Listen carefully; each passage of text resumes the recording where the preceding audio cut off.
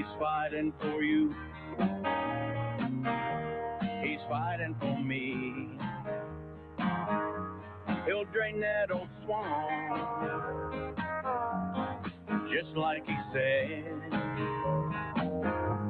He'll make America great again. So get on that Trump train. AM 560 KBLU, Russ Clark with you. It is a Thursday morning, 6 o'clock.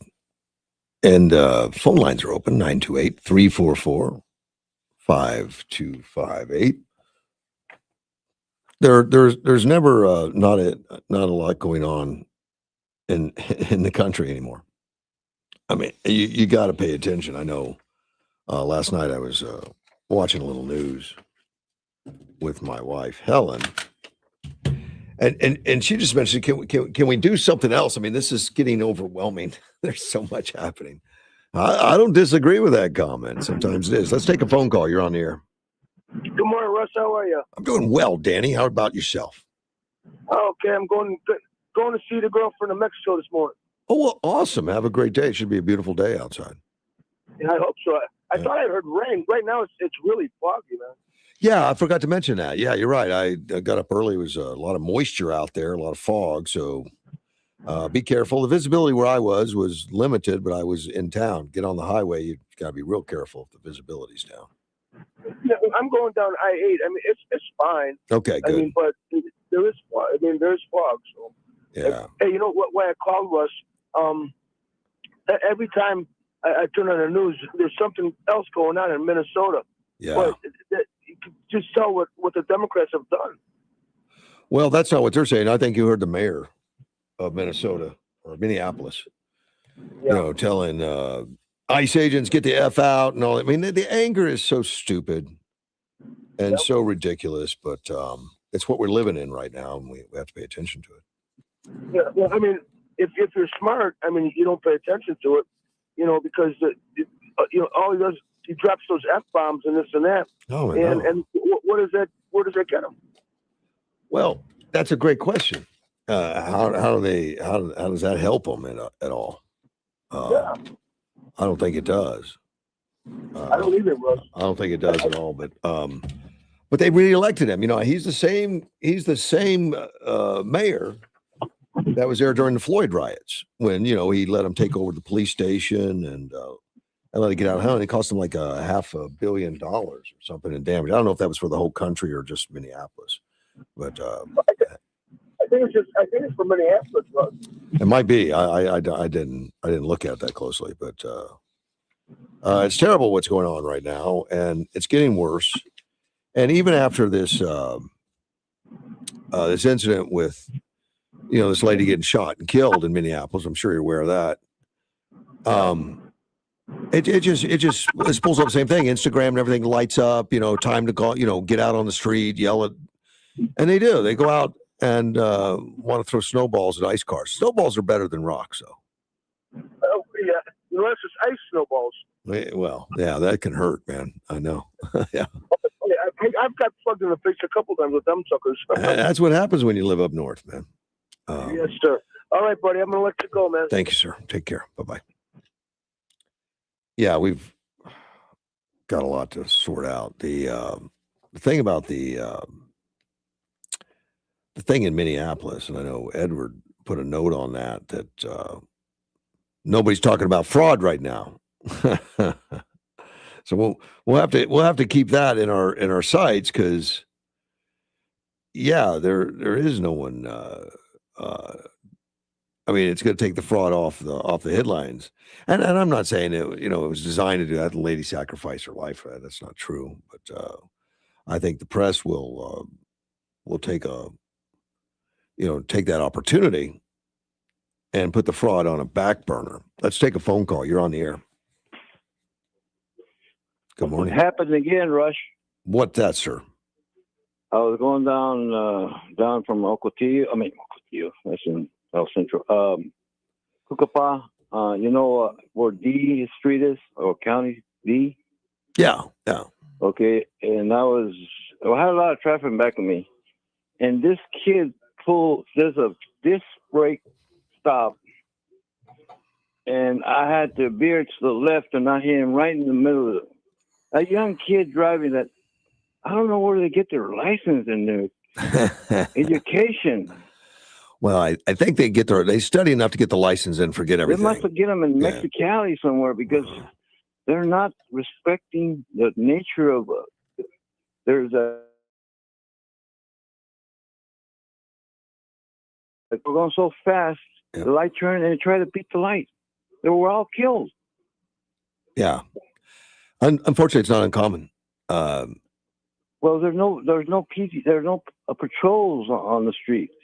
Well, I mean, yeah, there are, and yes, they are. They're yes, out they there. Are. I know they are, but they're in out town. there. But how thick do you want them? I mean,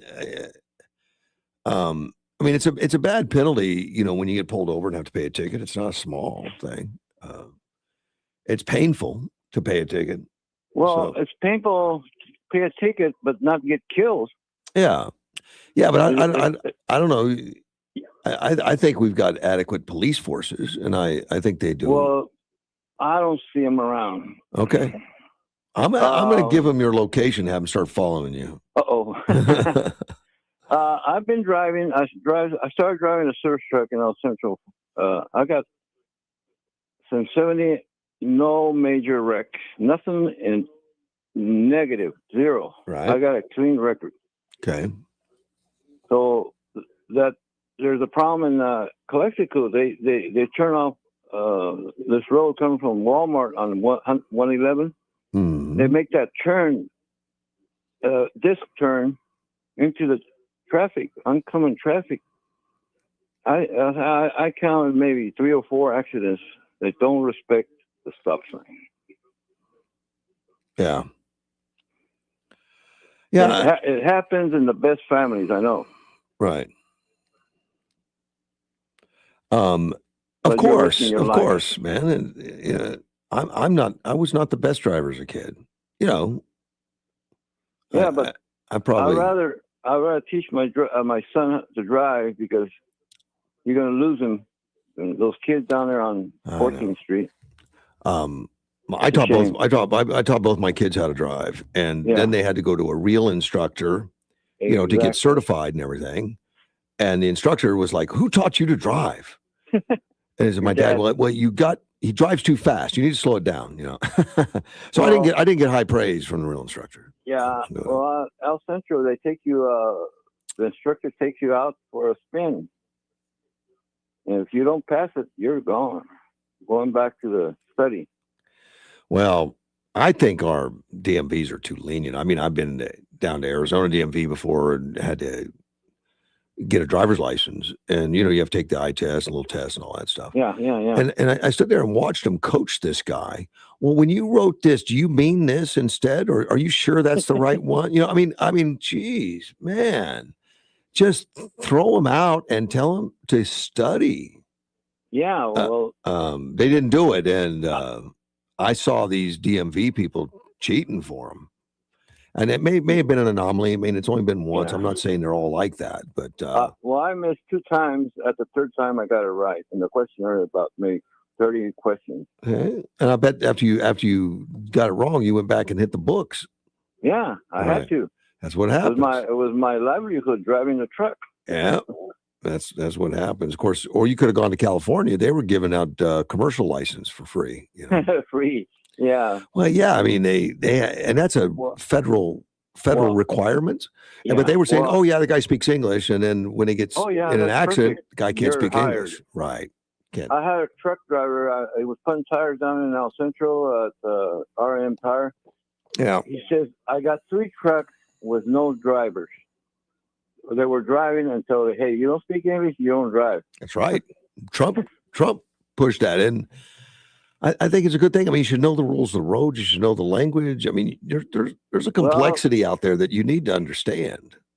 Well, when you see a sign that says a U-turn, they think it's it turned around. Yeah. But these guys didn't even understand basic road signs. Some of them couldn't read the road signs. How did they get a commercial license? Is beyond me. You gotta go. It's strict. California was strict on driving.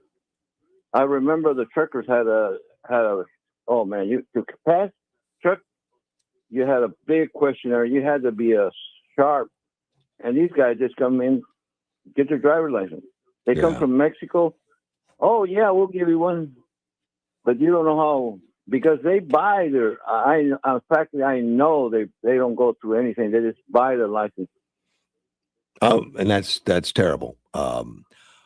There's a lot of talk that there more corruption in California than there is in Minneapolis or Minnesota, and of course the Trump administration is paying attention to that, and they're going to be looking at all states, and particularly there's 5 that they really zeroed in on, and one of them is California.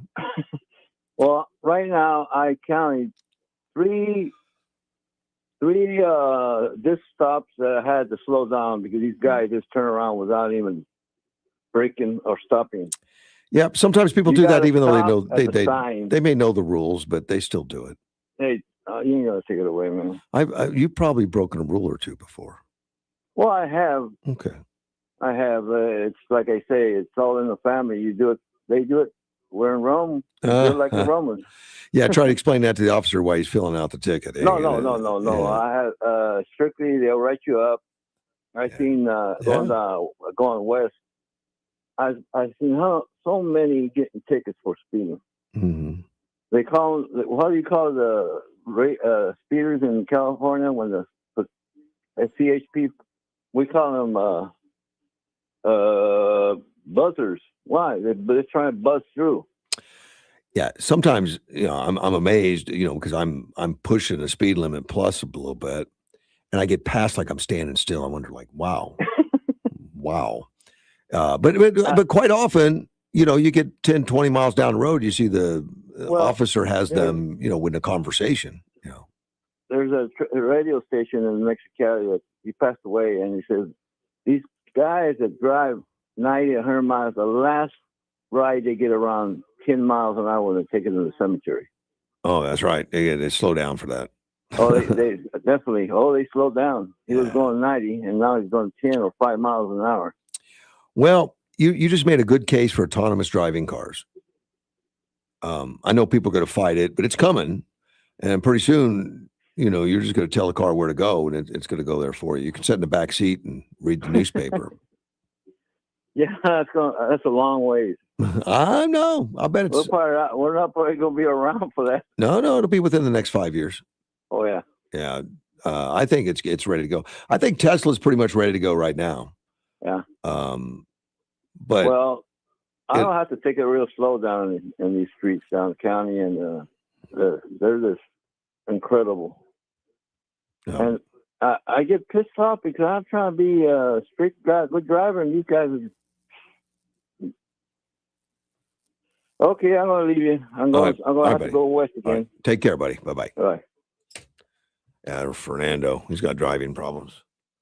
Or problems driving around, bad drivers, I guess. More like it. California refineries. I've been looking at a few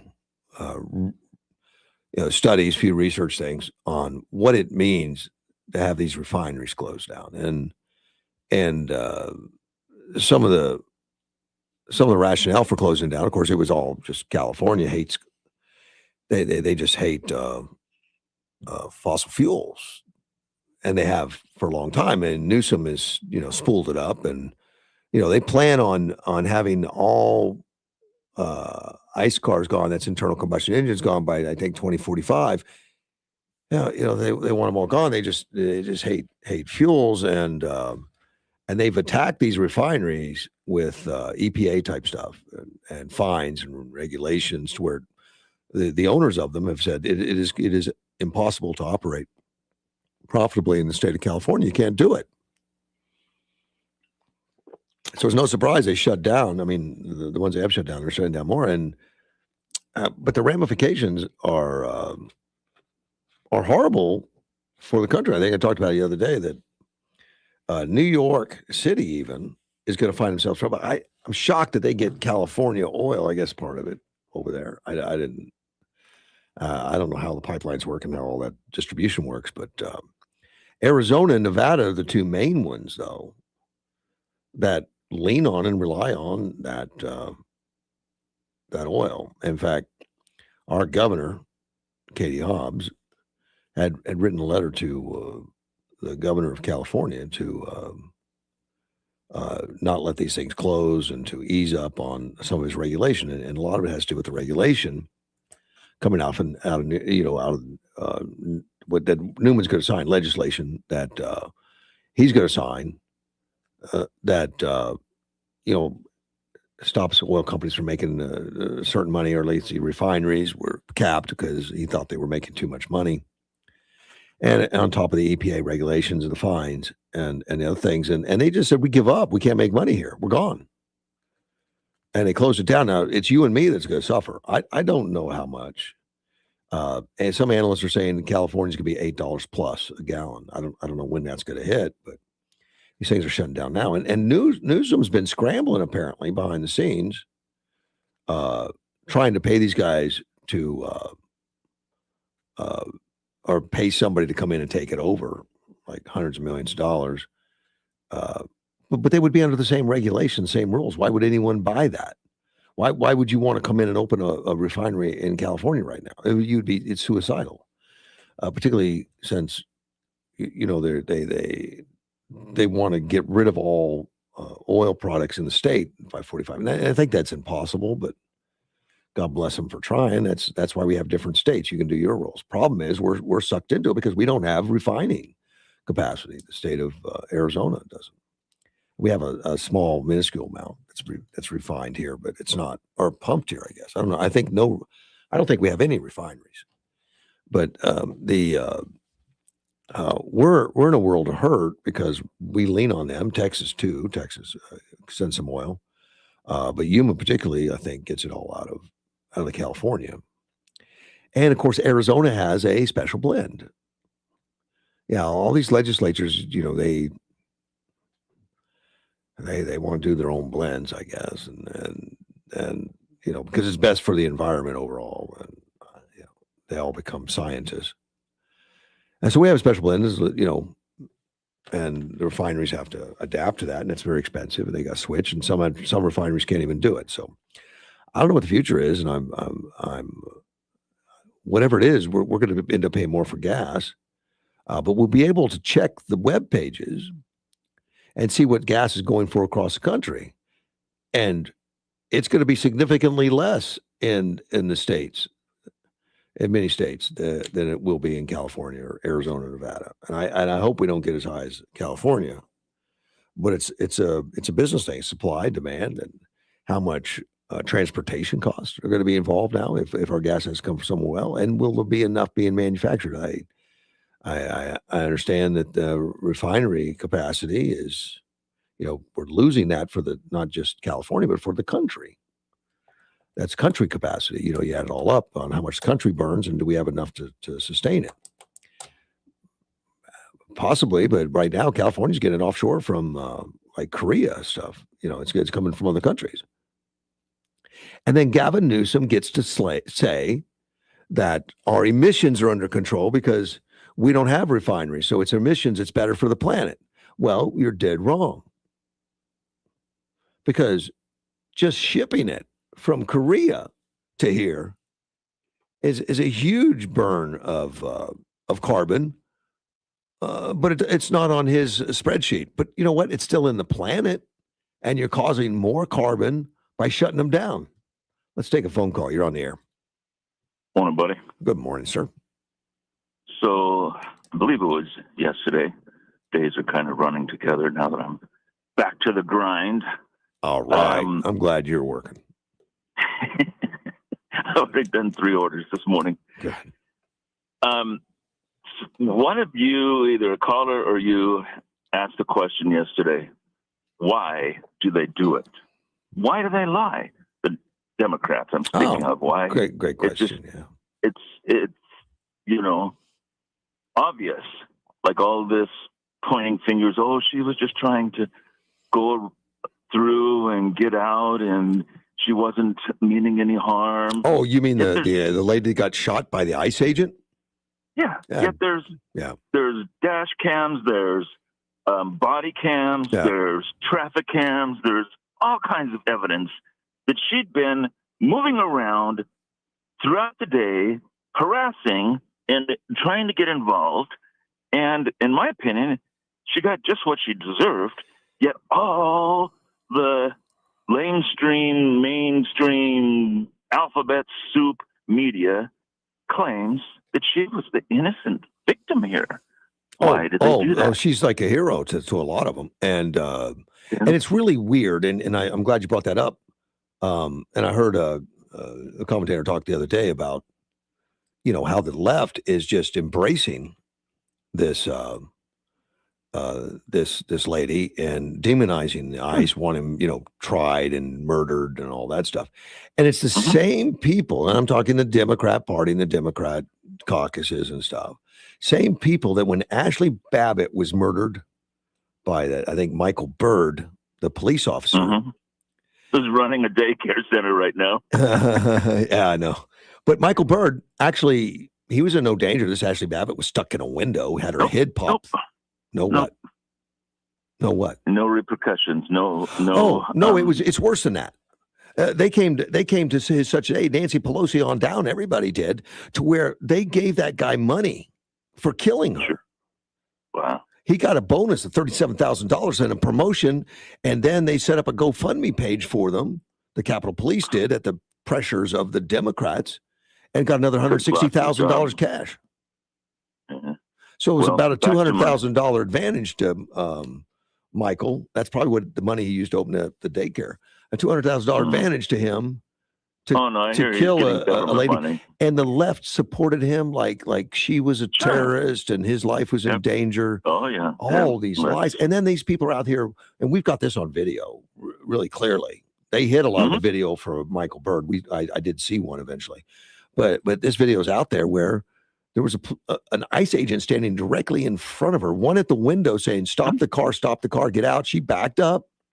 He stood there with a gun in front of her when she started pulling forward, and she gassed it and hit him, and he shot her. He jumped to the side and shot her and killed her. Unfortunately, I hate to see that, but to say that she's a victim, and she'd been spending the last moments of her life yelling, screaming, fighting, blocking ICE agents from doing their jobs, all that kind of stuff. A real radical.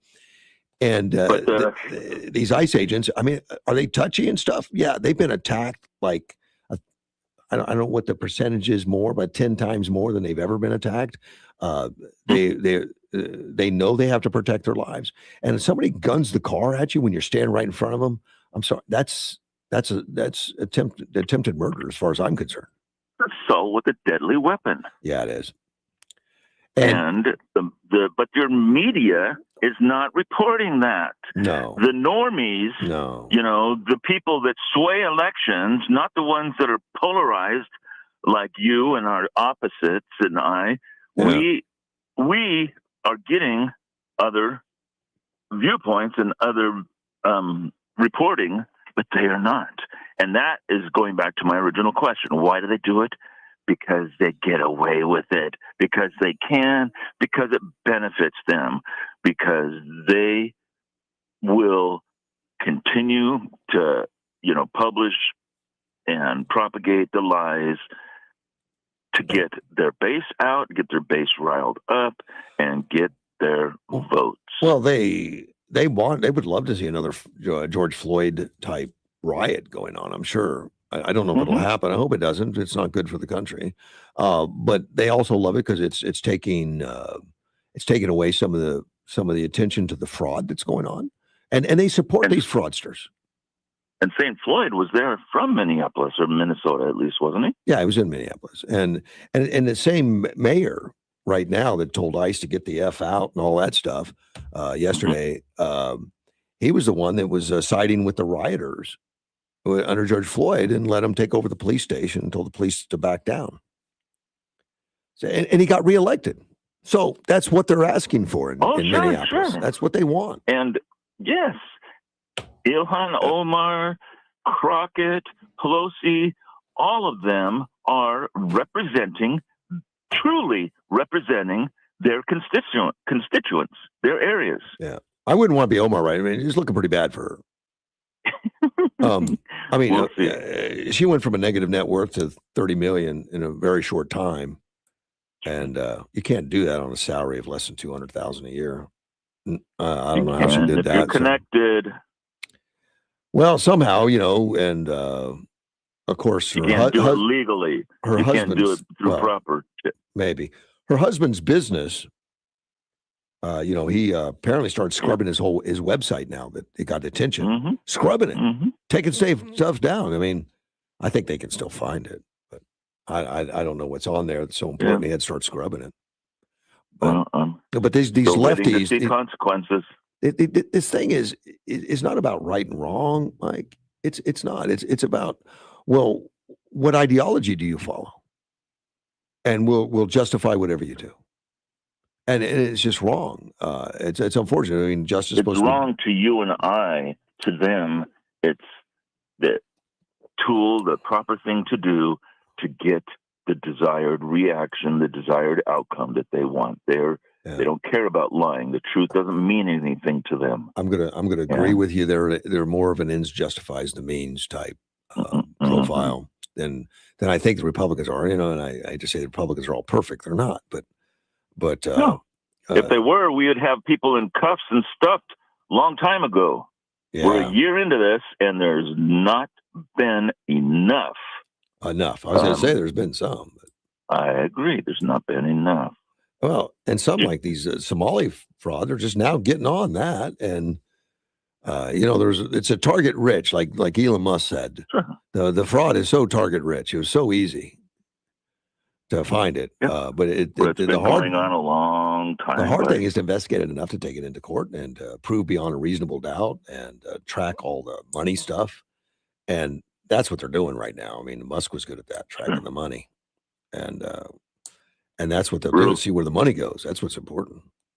Real quick, I'm going to get you off track here a little bit. Did you happen to listen to Dan Bongino on his return to the airwaves? Or I heard a little clip. I don't, I'm glad he's coming back. Sure. I think he was getting better and better all the time, and he's got such a wealth of knowledge. Why? What are you referencing mostly? Just I knew that he went back on the air or did a podcast or something. I did not watch it, but I follow him on Facebook, so I see his posts and his people that were posting for him this last almost year. And just curious. He'll make much more money as a podcaster for sure. Sure. And he'll probably end up back on the air somewhere. Yeah, I'll bet he will too. Yeah. I mean, I'm sure this Vince guy has got a contract and has that time slot for the moment, but we'll see. It's early yet. I've never listened. I don't think I've ever listened to him, but I don't know. To Vince? Yeah. Oh, he's in Rush's slot. He's in Dan's former slot here in Yuma. Just all you got to do is turn on your AM radio, listen to your own damn station, buddy. I'm too busy, man, during the day. I'm running around. You can have background music. You can have your AM on in your car, whatever. Probably true. No excuses. No excuses. All right, I'll let you go. See you, man. Be good. Bye-bye. Bye. That's Mad Mike. We'll be right back. AM 560. We're in for a couple of days of strong winds, with winds out of the northwest at 15 to 25 miles per hour today and tomorrow. Partly sunny at 68 today, clear at 48 tonight, sunny at 63 on Friday, 44 and clear Friday night. Sunny, not as windy on Saturday, 67, clear and 49 on Saturday night. Everybody loves the season of giving, but now the season of paying for it is upon us. That not so wonderful time of the year when millions of Americans open their credit card statements, stare in horror at the balance, and resolve then and there to find new ways to save money. If you're among those Americans, why not start by cutting your wireless bill in half right now with Pure Talk's Saver plan? It's easy. You'll get unlimited talk, text, and 3 gigs of high-speed data on a super fast nationwide 5G network for just $20 a month. Just dial pound 250, say Mike Rowe, and you'll save an additional 50% off your first month. Ho, ho, ho. And if you're active or former military or a first responder, you'll save an additional 20% every single month. That's pound 250. Say Mike Rowe for the gift that keeps on saving from America's wireless company. Pure Talk. Sprague Sports is Yuma's hunting and shooting headquarters. Why? Because Sprague Sports is the difference. Where else can you buy, sell, trade, or consign firearms with free expert appraisals always? There's nothing like Sprague Sports. With local price matching, you can buy with confidence at Sprague's. And all Sprague's firearms come with a lifetime warranty. And talk about customer service. There's a gunsmith always on duty. And there's expert one-day sight-in service. But that's not all. Sprague Sports has got training classes, including Arizona CCW, First Shot, Hunter's Education, and more. Sprague's handles Glock, Blue Label pistols, and is your NFA dealer in suppressors and full autos. That's why we call them the experts. And Sprague's is Yuma's Yeti headquarters, the best Yeti selection and free ice for life. Sprague's has 15 lanes of certified indoor shooting range and gun rentals you can try before you buy. That's Sprague's Sports, Yuma's hunting and shooting headquarters. Responsible gun ownership since 1956. 32nd Street next to Lowe's.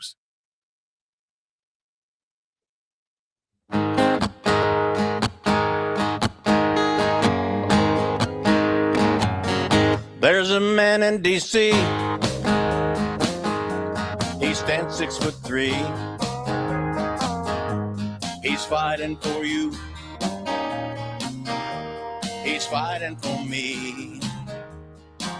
AM 560 KBLU, Russ Clark with you. Phone lines are open, 928-344-5258. This unfortunate incident with Renee Nicole Good. Well, wait a minute. Let me take a phone call. You're on the air.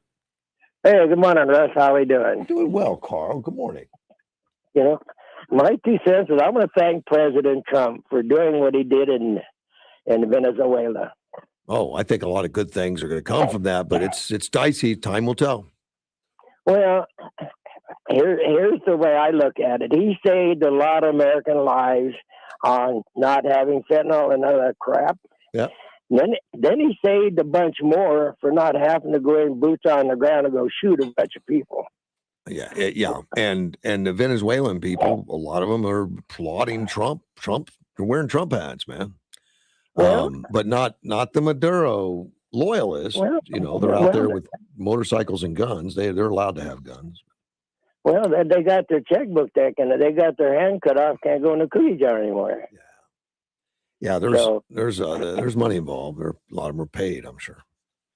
And a lot of people are mad at President Trump for what he did, but what he did, it's like playing Monopoly. He said, I'm going to be the banker now, so we're going to have to play the game fair. And if you don't like that, we got a jail ready for you. But he's playing it all transparent, man. It's all out there for us to see, and it happens in real time. It's kind of amazing. And I love the left, though, that's attacking him, like Chuck Schumer, that when Trump was in during the first office, he wasn't doing enough Maduro, and he's just ignoring him. He's not doing anything. And now he's yelling that he shouldn't have done this. He can't just do this, Yeah. I mean, it doesn't matter what he does. I mean, these it's just about bringing Trump down so they can get back in power. That's all. So they can create more fraud and get more money on the dole. Raise the money, raise taxes. Yeah, but Trump is doing it for you and I, my friend. He's not doing it for himself. Of course. And all the Democrats are bitching like hell. And I'm going, well, wait a minute. What he just did in Venezuela, in fact, he turned around and told the people, he says, now, I'm going to be in charge. I'm going to watch you. And when you get us all put together the way it should be, you're on your own again. He wants to make it a win-win. This is a win for Venezuelan people. That oil that he's taking, and a lot, not a lot being said, he's going to put that on the market and sell it. Or he may, and we may buy it, whatever. But anyway, the money's going to go back to the Venezuelan people. Yeah, but who else is getting the money? When the United States went down and put all that program together and started making the people a lot of money, and they were making a lot of money. Yeah. Maduro threw them out. Said, "Hey, you're going by." That's Well, stealing from the United States. correct. They nationalized all the oil stuff Yeah. that the private business had built for them and made the country wealthy. And then they said, well, we could be wealthier if we just took it from you. Of course, they can't run it. And the operation has diminished greatly in the amount of oil they can produce because they don't know how to maintain and run it as well. But what's going to happen now, according to what Trump's plan is, stabilize that country and then let the let's get the oil flowing again at the right price. They've been selling to China and Russia at this greatly reduced price because it's illegal oil. There's sanctions. Well, let's get them get full price, and we'll get the money back. We'll get the oil back. We'll get the money back that was taken from our businesses, and then the people in Venezuela will profit again and get life back to normal to where they have an income and they have jobs and less fear. We'll see. We'll see. Yeah, we'll see. And I guess it goes back to what Trump said to us one time. He said, "Promises made, promises kept." Well, he's doing exactly what he said he was going to do. He's protecting us. Yes, he did. And he's making America great again, and it's America first. So. And Colombia is involved in the cocaine. I mean, they manufacture and produce it, and they give it to Venezuela to transport it. And he made the comment that Colombia president better watch his ass. And then a news reporter asked him again after this Maduro thing. Now, do you still say that about the Colombia? And he says, "Yeah." He says, "Watch his ass." And today, the Colombian president surrendered. He was watching his ass, wasn't he? Well, when he saw what happened to Maduro, what can happen, what we're capable of, that those expensive anti-aircraft missiles that they got from China and Russia, and those high-tech radar that can detect everything and anything, and they are good. They flew around it, and it didn't bother them a bit. It seems like they knew how to turn it off, trick it, get around it, block it, whatever they do. They had a lot of F-18s up there doing something. We just flew right through it. I mean, I had to just drive China and Russia nuts that we didn't lose a single aircraft and 150 in the air. That's right. Just an amazing thing. So yeah, the Colombia president says, I surrender. Let's cooperate. What do you want done? What are we going to do here? Yeah, well, that's just a smart man there then. Well, yeah, he's been supplying cocaine to our country illegally for many years and involved in. And anytime you get involved in that means gangs and cartels, death and destruction. People suffer. I mean, it's horrible from one end to the other. Other than these leaders get huge wealth, billions of dollars. Well, what President Trump did for we the people is he went to all these big leaders and he told them, "If you don't stop, I will get you." And that goes back to this lady that would try to run over our ICE people. Yeah, I feel bad about it for her. I wish that didn't happen. I don't. But man, mess around like that. I mean, God bless those ICE agents and then what they do for our country, and to put up with the nonsense from these left-wing radicals that are gonna block them and protect these known criminals is just amazing to me. And to have the mayor of Minneapolis come out and tell ICE to get the F out because we don't need you enforcing laws around here. We can do it without you, which they haven't done. Look at the fraud. Look at what's going on in that place. Yes. And these are federal laws. And according to the deal, it's a federal law. They can send federal agents to go enforce it.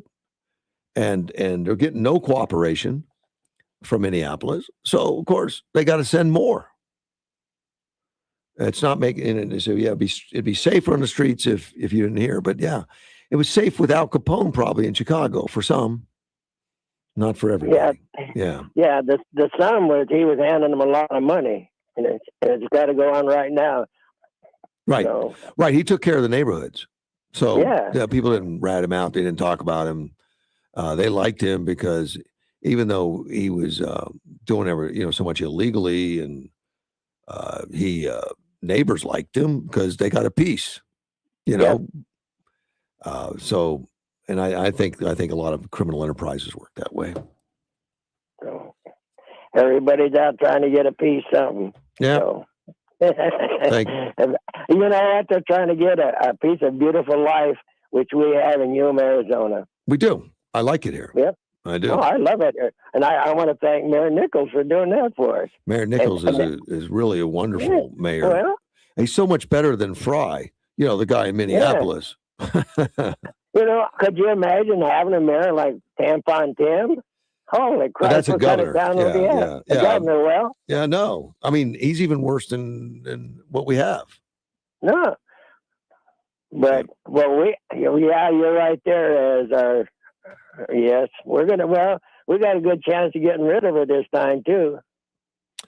Well, it's a tough one. It's never easy. And the polls are showing her still slightly ahead, you know, in a, fictitious race against, one of the Republicans that's on the ballot. But it's early on and those things, there hasn't been a big campaign yet. We'll see how it goes. Well, I think Andy Biggs is coming on pretty strong.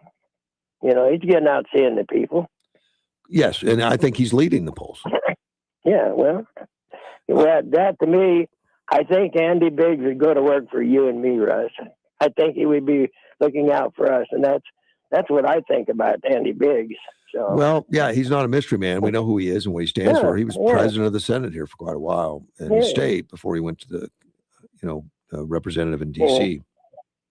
You know, and I met Karen Robertson outside of the political, and I really wasn't happy with what I seen, but I see what Andy Biggs is doing for us. So, and here's the other thing I seen what Daniel Pateras would do for me, and then I got to see what Adelina Grijalva does for me. She's down there fighting with the ICE agents. Correct. I mean, that seems to be the thing on the left now is fight ICE agents. Yeah, I thought, holy crap, But after ICE agents. After J6, they put police on a pedestal. They thought that those Capitol Police were heroes and wonderful and all that kind of stuff. It's just amazing. And for going out and arresting people that were behind the velvet ropes and killing Ashley. It's just shocking to me that they can look themselves in the mirror and think I'm doing a good job. Well, in Yuma, Arizona, our police and sheriff department do a very good job, in my opinion.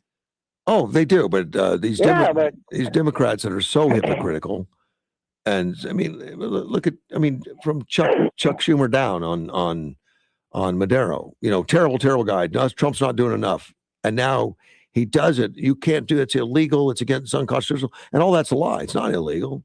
Yeah. It's not unconstitutional, and there's a long list of presidents that do this, and I'm talking all current presidents. Obama did it multiple times. Clinton did it multiple times. Had to go in and straighten some things out, and that's what he did. He didn't occupy. He was in there for 2.5 hours. That's right. That was it, and we're not in there now, guys. No, we're back making America first. Well, and the thing I like about Trump that's different from any president that's done this in the past is that he's doing it like a businessman, and he's going to make money on it. He's going to make sure that the country gets paid for all the stuff that we did for Venezuela by getting us back in the oil business in Venezuela, and it's going to prosper everybody. Everybody wins in this thing, and the oil will flow, and the Venezuela people will up their standard of living. Things will come back to them, and the United States will have additional oil, which we're already oil independent, but I'm sure we'll share it with others. It brings the price down across the world. Yeah. You know who's going to be the winner? The people that don't get killed on taking fentanyl. And Madero was mostly, he was involved in all the drugs apparently, but fentanyl's mostly Mexico, and Mexico's been put on notice too. And Sheinbaum, that girl's in a tough place.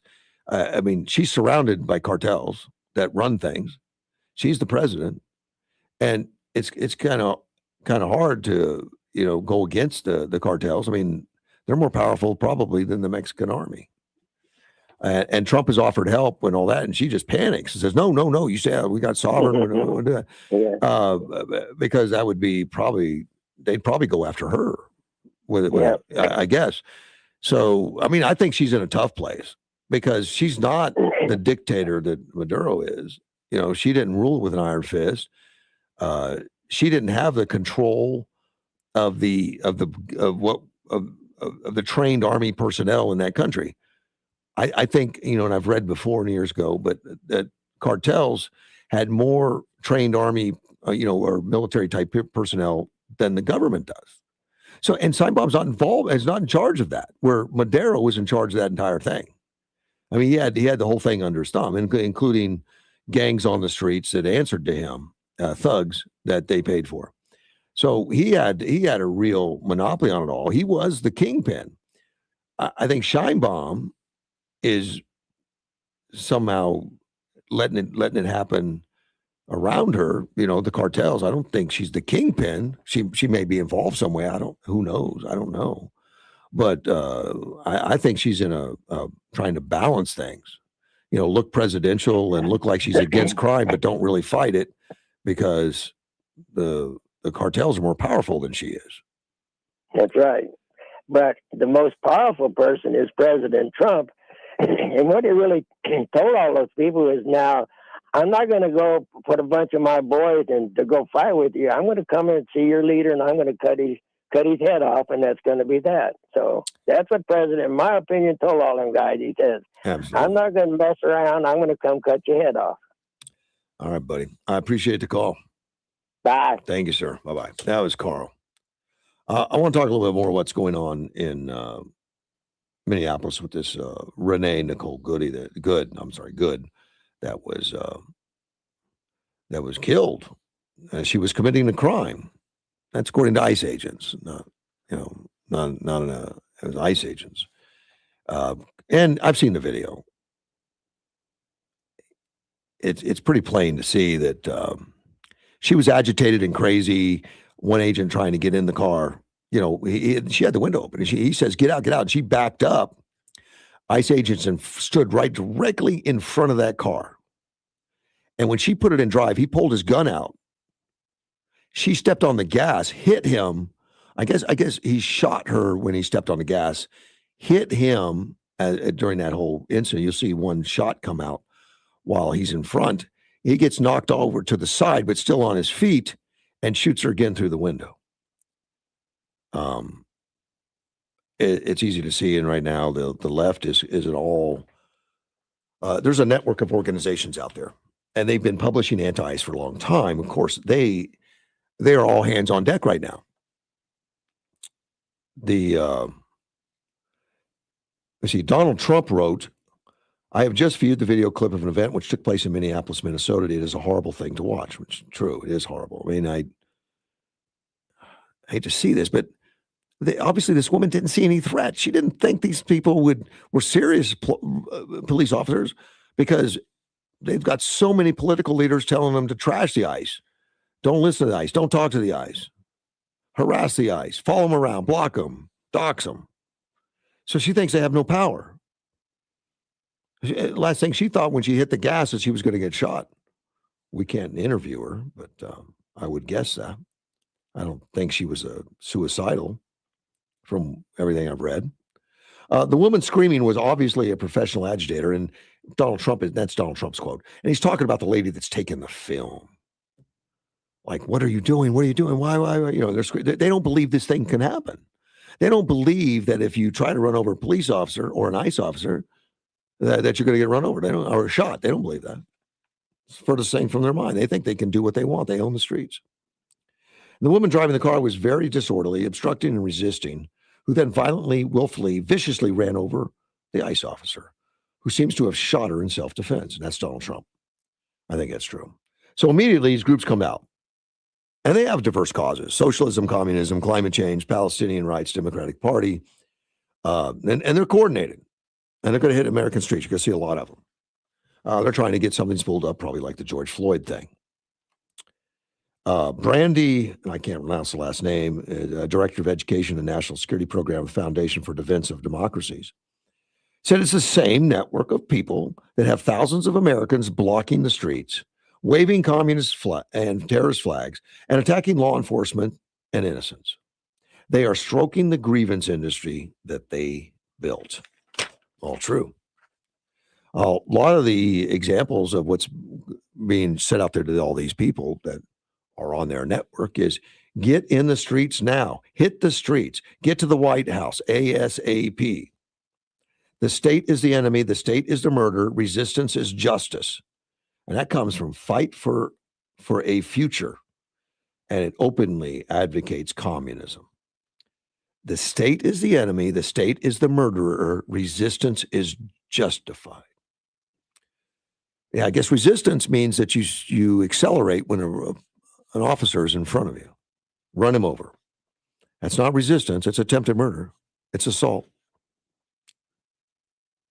The National Alliance Against Racist and Political Repression announced an emergency rally in New York City, Foley Square, for Thursday. That's today. It's also promoted by a group dubbing itself NYC Ice Watch. Democrat Party aligned nonprofit and PACs, and here we get into these NGOs, these nonprofit organizations that are paying for this with probably your tax dollars. And it's the forefront of the protest against Tesla. They were against Trump administration, and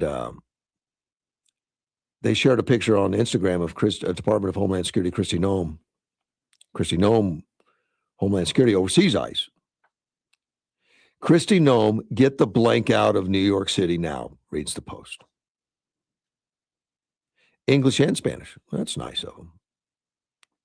Emergency alert. This is all hands on deck moment, wrote 50551 on Instagram. That's just another organization. Then you got the mayor, Fry, who's been there through lots of disasters that he creates.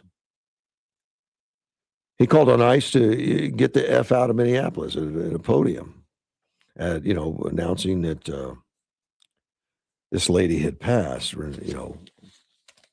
not calling for calm. They're not calling for organization. They're not calling for cooperation. They're saying fight the police. And this comes from our leaders. This comes from the Democrat Party. Fight ICE. Fight the police. Don't let them take the criminals away. They're breaking up families. Yeah, it does. Anytime you go to jail, it's going to break up your family. Yeah, a lot of people go to jail because they that's part of the policy, part of the rules. You broke a law somewhere down the line. Go to jail, it's going to break up a family. So these crazy, it seems to be, and I'm just watching this anecdotally as I watch, it seems to be white women, middle-aged white women. Those are the big numbers seem to be that. They're standing up, want to fight ICE. And this lady, Renee Nicole Good, she's a recent transplant to Minneapolis. She came there. I mean, not just for this. Apparently she moved. She moved there to Minneapolis. And it's unfortunate. I think she had a daughter or something. And she left that daughter to grow up without a mother, unfortunately, because she tried to run over an ICE agent. It's not good. And I don't know what these protesters are expecting. I know politically, just like they rallied around behind the murder of Ashley Babbitt, the left, they rallied behind, got him promoted, got him a bonus. They'll be calling for this guy's head. It's ideology. And Ashley Babbitt didn't have a threat. Ashley Babbitt didn't have a weapon. Renee was obviously crazed, screaming, yelling, fighting, blocking the roads, and had a car with a V8 in it trying to run over an ICE agent. And the left will support her because of ideology. I mean, support the victim, which, the victim to them is the lady that got shot, versus Ashley Babbitt. They promoted that police officer and gave him a bonus and set him up for $160,000 on a GoFundMe. The guy made bank on that for murdering a girl. And that came from the Democrat Party, unfortunately. We'll be back. We're out of time. It's top of the hour at 7 o'clock. I'll see you in a couple minutes. AM 560, KBLU.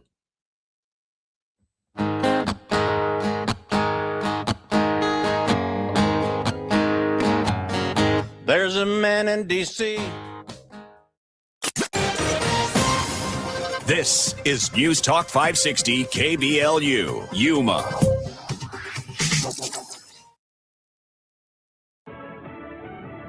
Different videos, different angles, different viewpoints. I'm Dave Anthony, Fox News, on what happened in Minneapolis when an immigration officer shot and killed a woman, a citizen, in her SUV. This officer not only needs to be fired and suspended, but based on the video, he needs to be charged with murder. That's Congressman Dan Goldman. Minneapolis' Mayor Jacob Fry, also a Democrat, is urging ICE to get the bleep out of his city. President Trump also watched at least one of the videos, and Fox's Aisha Hosni reports from the White House. He is saying that it seems the officer shot the woman in self-defense. And in an interview with the New York Times as well, he says this, quote, "I want to see nobody get shot. I want to see nobody screaming and trying to run over policemen either. That was a vicious situation that took place." His Homeland Security Secretary, Kristi Noem, says that this was an act of domestic terrorism. Noem says the woman shot, Renee Good, had stalked agents, refused to comply with orders, and drove toward the officer. There's a manhunt in Salt Lake City, Utah, for the gunman who opened fire last night outside a church, where inside this man says there was a viewing for his cousin. That passed away just a couple of days ago, and tragic happened. 4 of my other cousins got shot. There were 8 people shot in all. 2 died. 3 are in critical condition. Days after the U.S. operation in Venezuela capturing Nicolas Maduro, the leader, there's a vote in the Senate on a war powers resolution pushed by Democrats trying to limit future military action there. Tomorrow, President Trump plans to meet with oil company executives discussing building production back up in Venezuela. Energy Secretary Chris Wright just told Fox Business it's not just the companies helping. The interim authorities in Venezuela, they're very interested in how they can get their oil industry back going forward again, not only to stabilize and grow production, but to get the corruption out of it. A spacewalk's been canceled today because an astronaut at the International Space Station suffered what NASA's calling a medical emergency. America's listening to Fox News. Wesley Financial Group is not a law firm. I'm Chuck McDowell, founder of Wesley Financial Group. Did you buy a timeshare because they told you it was a great investment? That's a lie. Most timeshares can be bought online for $1. To find out what your timeshare is worth and to cancel it, call us today and we'll send you our timeshare exit kit free with all your options for cancellation. Call Wesley for your free exit info guide. 800-486-9600. That's 800-486-9600. My name is Whitney Allen. I am a widow. My husband, Ryan, died. We never thought in a million years we'd have to use life insurance. The unexpected happened. With Ethos, it is so fast and easy. It's 100% online. You can get a quote in seconds, apply in minutes, and get same-day coverage, no medical exams, and you can get up to $3 million worth of coverage through Ethos. Get your free quote at ethos.com/term. That's ETHOS.com/term. Time spent on application may vary. Online health questions required. From the News 11's information desk, I'm Chilina Aguilera. The man accused of a deadly stabbing in Yuma has taken a plea deal. 46-year-old Charlie Vega has pleaded guilty to 1 count of second-degree murder for fatally stabbing 30-year-old Brian Gene Simmons in Yuma in May of last year. He will be back in court for sentencing on January 5th. Plus, Crossroads Mission is hosting the 7th annual Country Loving Hoedown, February 7th at the Pivot Point Conference Center in Yuma. Sponsorship goes from $100 to $1,000. Crossroads Mission CEO Myra Garlett says it's a good time and a good cause that this is going to the Center of Hope for Men, and all proceeds will go to a much-needed cause. Catch us on the TV site on News 11 every weekday at 5, 6, and 10 p.m. for your latest local news, weather, and sports. The Desert Lily Annual Quilt Show is coming Friday and Saturday, January 9th and 10th at the Yuma Civic Center with hundreds of beautiful quilts and wearable art items on display. See the special quilt celebrating America's 250th birthday. There'll be items for sale at the country stores and a fat quarter basket drawing. Admission is just $8. Buy tickets for your chance at winning the Love in a Mist quilt. Proceeds to benefit the Hanson House. The Desert Lily Annual Quilt Show, January 9th and 10th at the Yuma Civic Center. Don't miss it.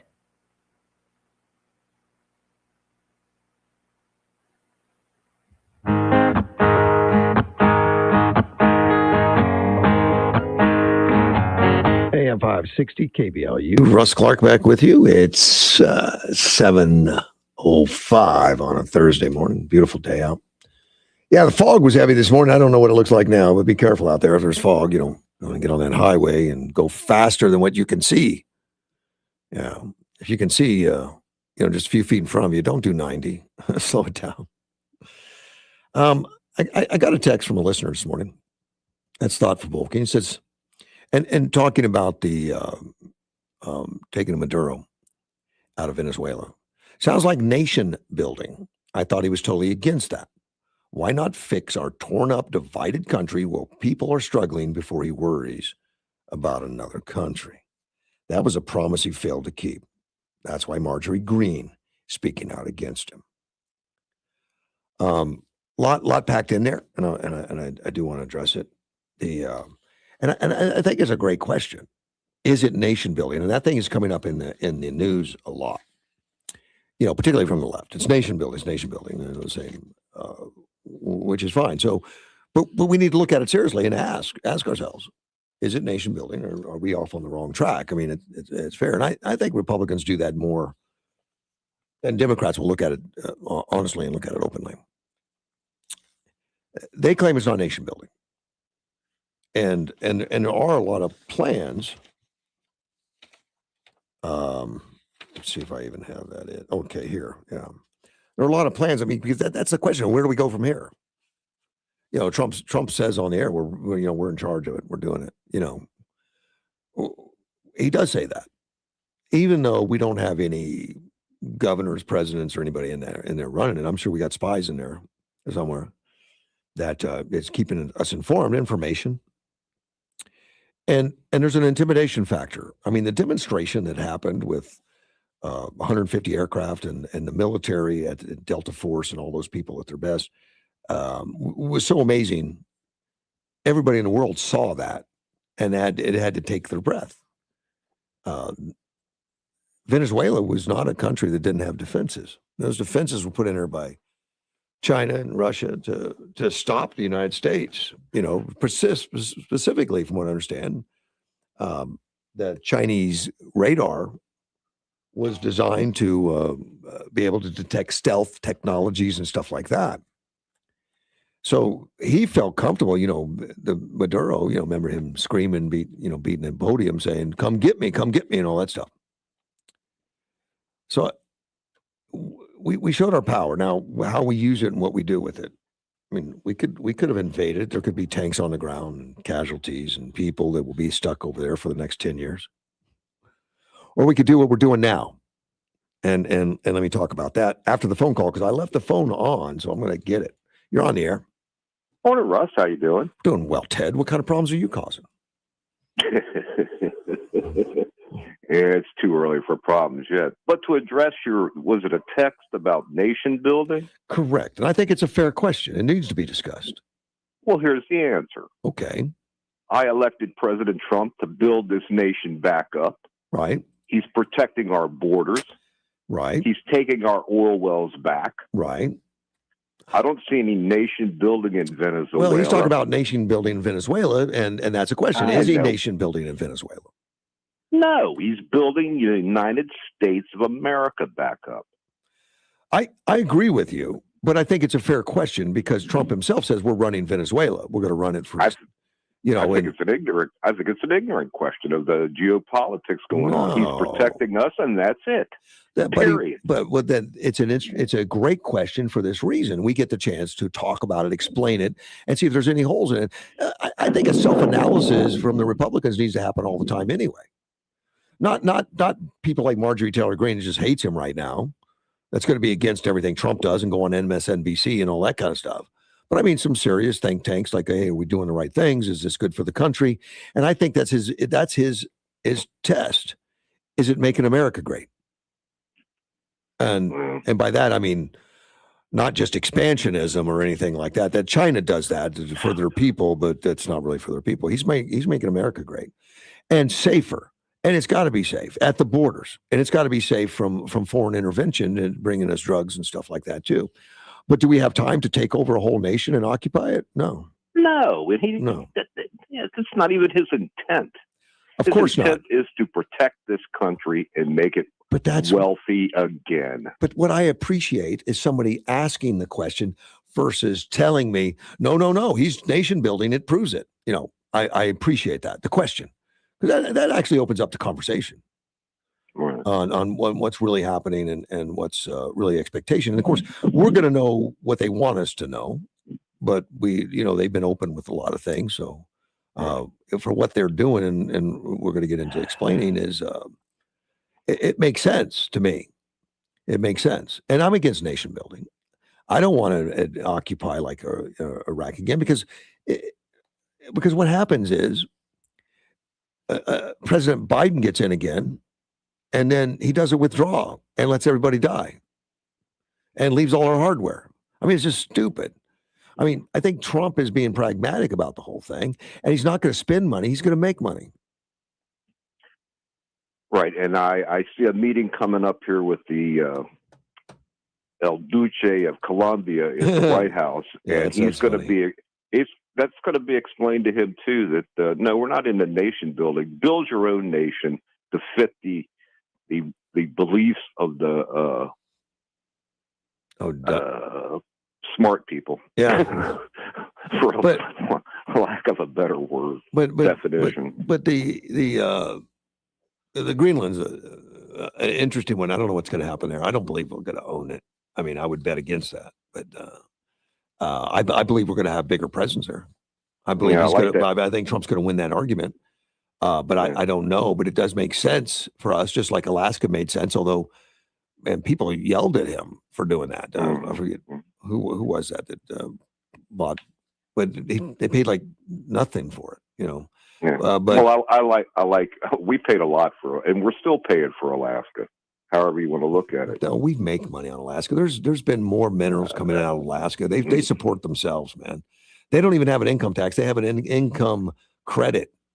Right. Because they collect so much. They collect so much from oil revenues and stuff. Right. Yeah.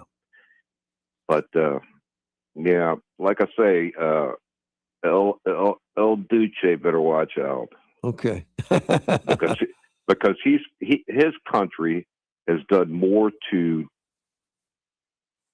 Granted, you don't do drugs unless you want to. You know what I'm saying? Yep. But they have done nothing to curb the stem. But I think you prey on the young to get them hooked on the drugs to where you want to. I do believe that happens every day. I do. And it's only because there's so much quantity out there. I mean, if you dried the system up and made it rare, they wouldn't have time to try to hook kids or resources to do it. Yeah. Well, there's tons of gasoline out there, but I don't drink that. That's what I thought. You're a bright guy, Ted. All right, I'll let you go. I'm looking forward to this meeting coming up with El Duce from Colombia. Well, we're gonna see where it happens. All right, buddy. Take care. Bye-bye. Bye. Yeah, there's going to be a meeting with Colombia because he surrendered. It's phenomenal because he saw what happened. He was just like Maduro, screaming to his citizens, "Come and get me! You can't get me! I dare you to just stupid stuff." And then he didn't want to end up like Maduro, and he says, "You know what? I surrender. Let's talk." And he's not surrendering the country; he's just surrendering the opposition, I guess. But anyway, getting back to where is it nation building? Couple things. One, Marco Rubio was asked about the Venezuela thing. How much does it cost? How much are we spending on the military and everything? And I liked his answer. A lot of times people just give you cost. Well, it costs so much thousands per second to run an airplane and all that. No, the thing was, he says, well, if we've got ships and personnel all over the world, everywhere. If they're not there, they're going to be somewhere else. It costs us the same as if they were somewhere else. I think that's a great answer. It doesn't. In other words, the budget of doesn't go up because we use the hardware. The hardware is always in motion anyway. This is what they train for, and they train all the time. And when they train with the hardware. So you could say, well, it costs $50 trillion or something. I mean, put any number you want on it. Doesn't make any sense. I mean, we're going to have that hardware no matter what. We're going to have it And whether we activate it or not activate it, we're using it. It's costing us, the country. It doesn't cost more because we use it. But again, I like Rubio's approach to that on answering that. Now, as far as nation building goes, I think nation building is something that, of course, has happened a lot and in our history. And it doesn't work. And I think Trump recognized it. But what he's got right now is a threat hanging over their head. And I'm reading an article this morning about the transition, the post-capture trend, like what happens now. And there's articles out there. And of course, we know there's a Maria Machado that's opposition leader that actually won the election in 24, and Maduro threw it out and kept his positioning, which the United States didn't recognize as well as many countries didn't recognize Maduro as the winner. So many people thought he would just reach out to the person that won the popular vote, and he's been against it.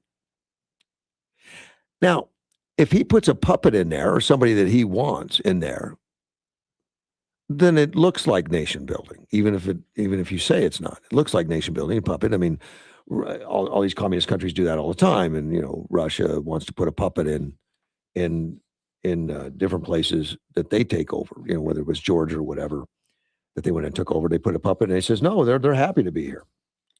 Well, that's not what this is. That's not what's happening here. What's happening here is Trump is supporting the Delcy Rodriguez. She's already been sworn in as Venezuela's interim president. In other words, the Constitution of Venezuela is being followed. It's not an occupation rules. There is no occupation. Delcy Rodriguez is sworn in as the interim president, and according to and their Supreme Court, the Supreme Court ruled theirs, not ours, should assume power in his absence. Under Venezuela's constitution, the vice president can serve on an interim basis while the country determines whether and when new elections will be held.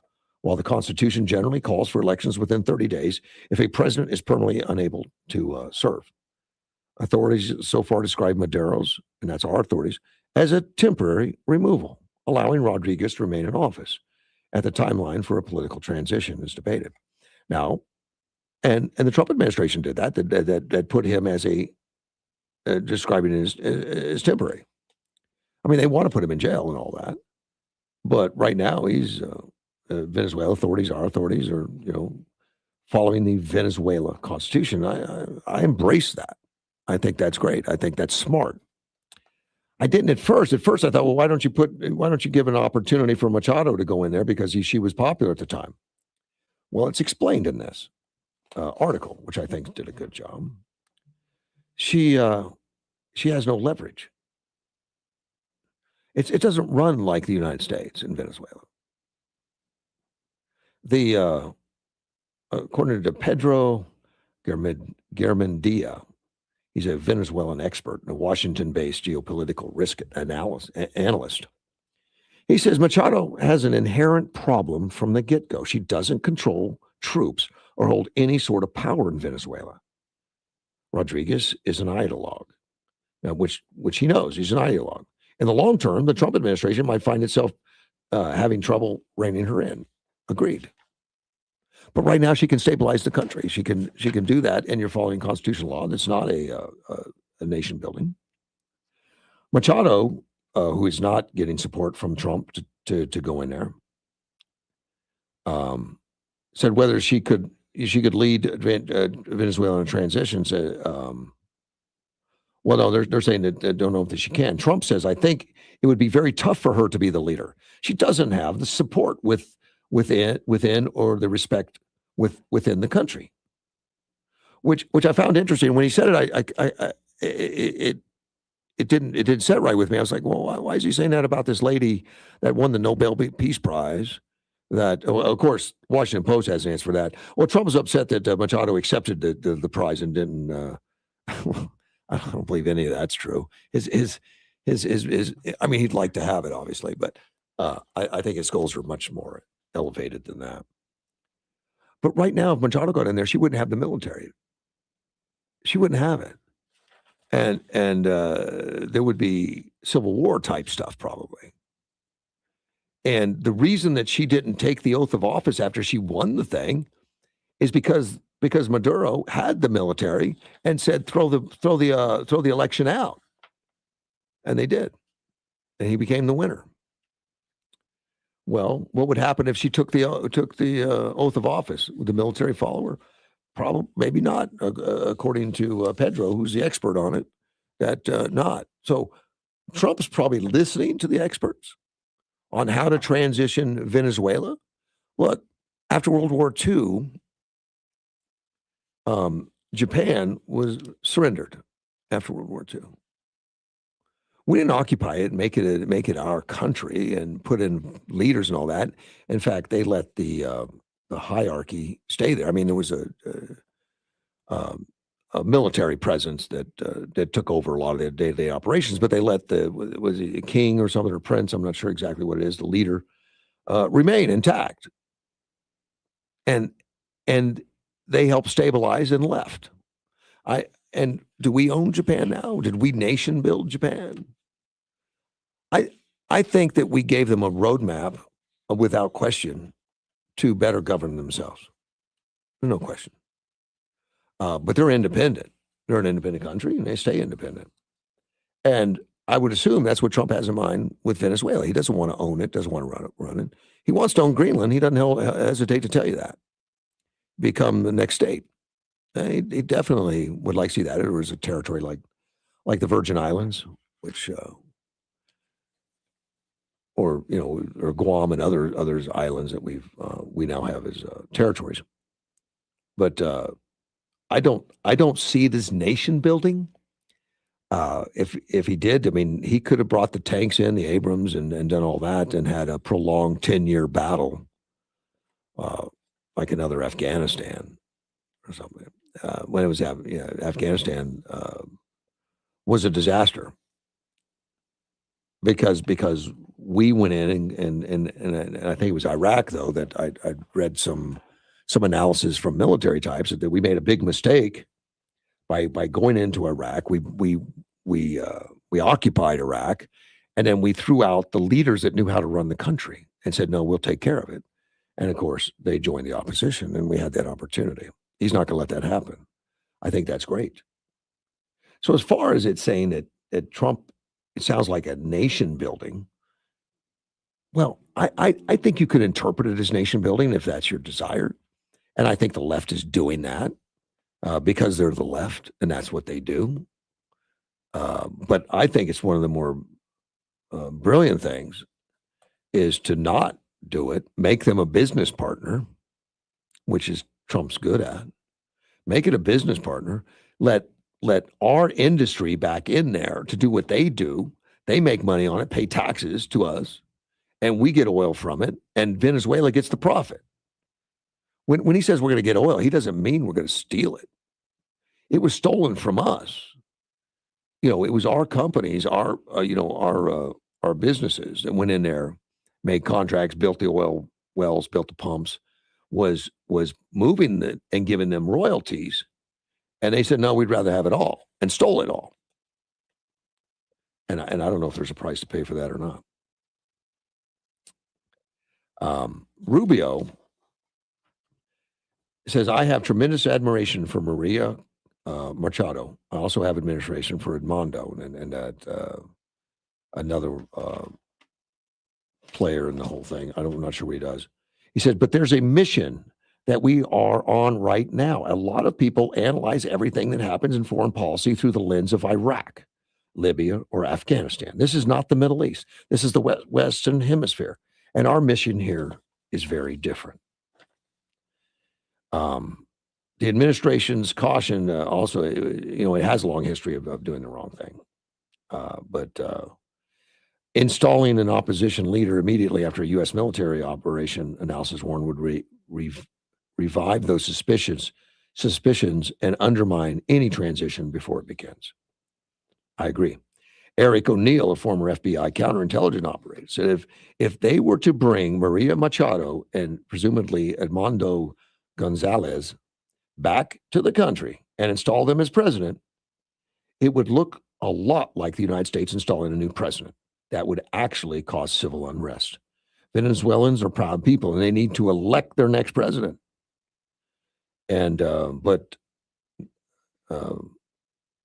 just as legitimate as Maduro was, probably even less popular. He said that Rodriguez lacks charisma and mass appeal, but I don't know. That she won the election. She looked like she has charisma to me, but I don't know. I don't know the players that well, but these are experts talking on it, and I think it's a good thing. And would I agree with Rodriguez's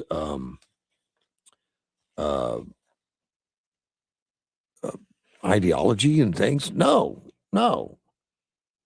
But I think she's afraid. She's afraid that the helicopters will come back and take her next. And I think that's enough to know that we've got a president in the United States right now that's walking softly carrying a big stick and says, don't mess around. Let's do business. Let's do it fairly. Let's do it openly. And don't mess around. And there's a consequence if you don't. And he means it. And unlike a lot of presidents, Obama about the red line in Libya. Well, we're not going to do anything unless you cross the red line. Next day, they crossed the red line. They deployed chemical weapons against their own citizens. Obama said he would attack them if he did that. He never did. We have a lot of that. And Trump is doing what he says he's going to do. Is he nation building? I don't think so. Let me see. Gilbert says phones are off. Yeah, probably true. I'm going to turn them back on and take a break. Gilbert, go ahead and make a call. We'll be right back. Everybody loves the season of giving, but now the season of paying for it is upon us. That not so wonderful time of the year when millions of Americans open their credit card statements, stare in horror at the balance, and resolve then and there to find new ways to save money. If you're among those Americans, why not start by cutting your wireless bill in half right now with Pure Talk's Saver plan? It's easy. You'll get unlimited talk, text, and 3 gigs of high-speed data on a super-fast nationwide 5G network for just $20 a month. Just dial pound 250, say Mike Rowe, and you'll save an additional 50% off your first month. Ho, ho, ho.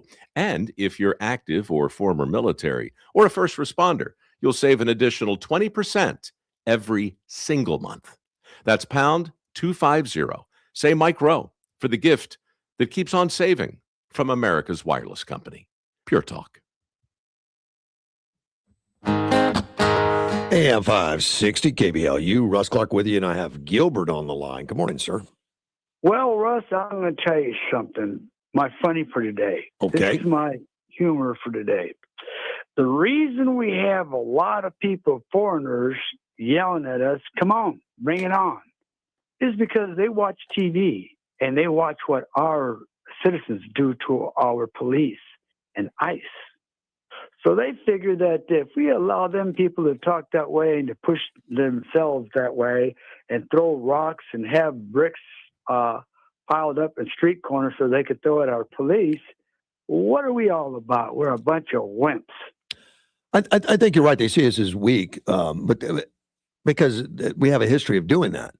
But I think they're mistaken when Trump's in the office, and I think this yelling at police stuff will come to an end eventually. But right now, not today. I'm watching it right now in Minnesota. Oh yeah, right now it's. I'm on TV right now watching it. But they're fighting for their lives right now. I mean, these NGOs. I'm talking the NGOs and these communists. They're fighting for their lives, and they know they're losing ground. They're losing traction. And they're going to have every man on the street. In fact, I read a lot of the emails are going to these people. It's all hands on deck. This has got to do it, And they'd love to have it spool into another Floyd Wright thing, and I hope it doesn't. But they're desperate right now. They've created chaos, and Trump is cleaning some of it up. Yep, and then you have a mayor. Now, you said that mayor was reelected in Minnesota. Yep. Did I hear you guys wrong yesterday, the other day? I think Dean was on there. You guys were talking about these ballot machines from Venezuela that we also use in America. What about them? How Venezuela, how they win. Now, these are the same ballot machines in Minnesota. That's why he won again, with all the stuff that was going on, all the corruption that's going on.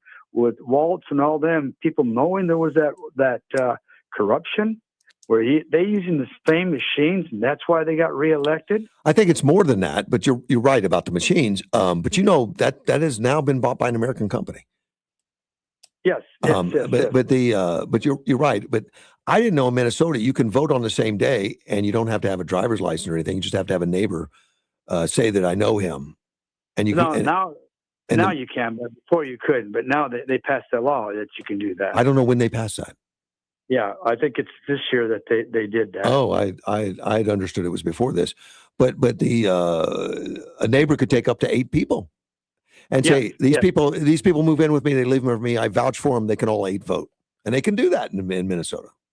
Well, I know that they had a video of this guy talking to Somalian, that he went to apartment complexes and picked up the ballots.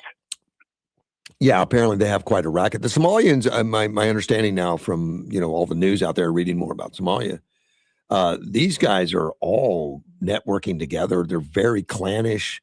They don't really talk to a lot of outside people, and they shut up and do what they're told, man. They did. These guys doing the same thing that the Vietnamese did when they came to America. When they brought them in, they became very clannish, and they worked together as networks. And look where they're at today. They're profitable, but at least they're doing it the right way, versus what Somalians doing. So when you got a mayor doing the F-bombs and getting away with it, I mean, that guy should be slapped upside his head. He really should. The problem I'm hoping Trump does that. What we're waiting for right now, Americans are waiting for what's going to happen to Tampon Tim. Is he just going to get slapped in his wrist by me saying that, making him resign, and that's it, or is he going to get prosecuted?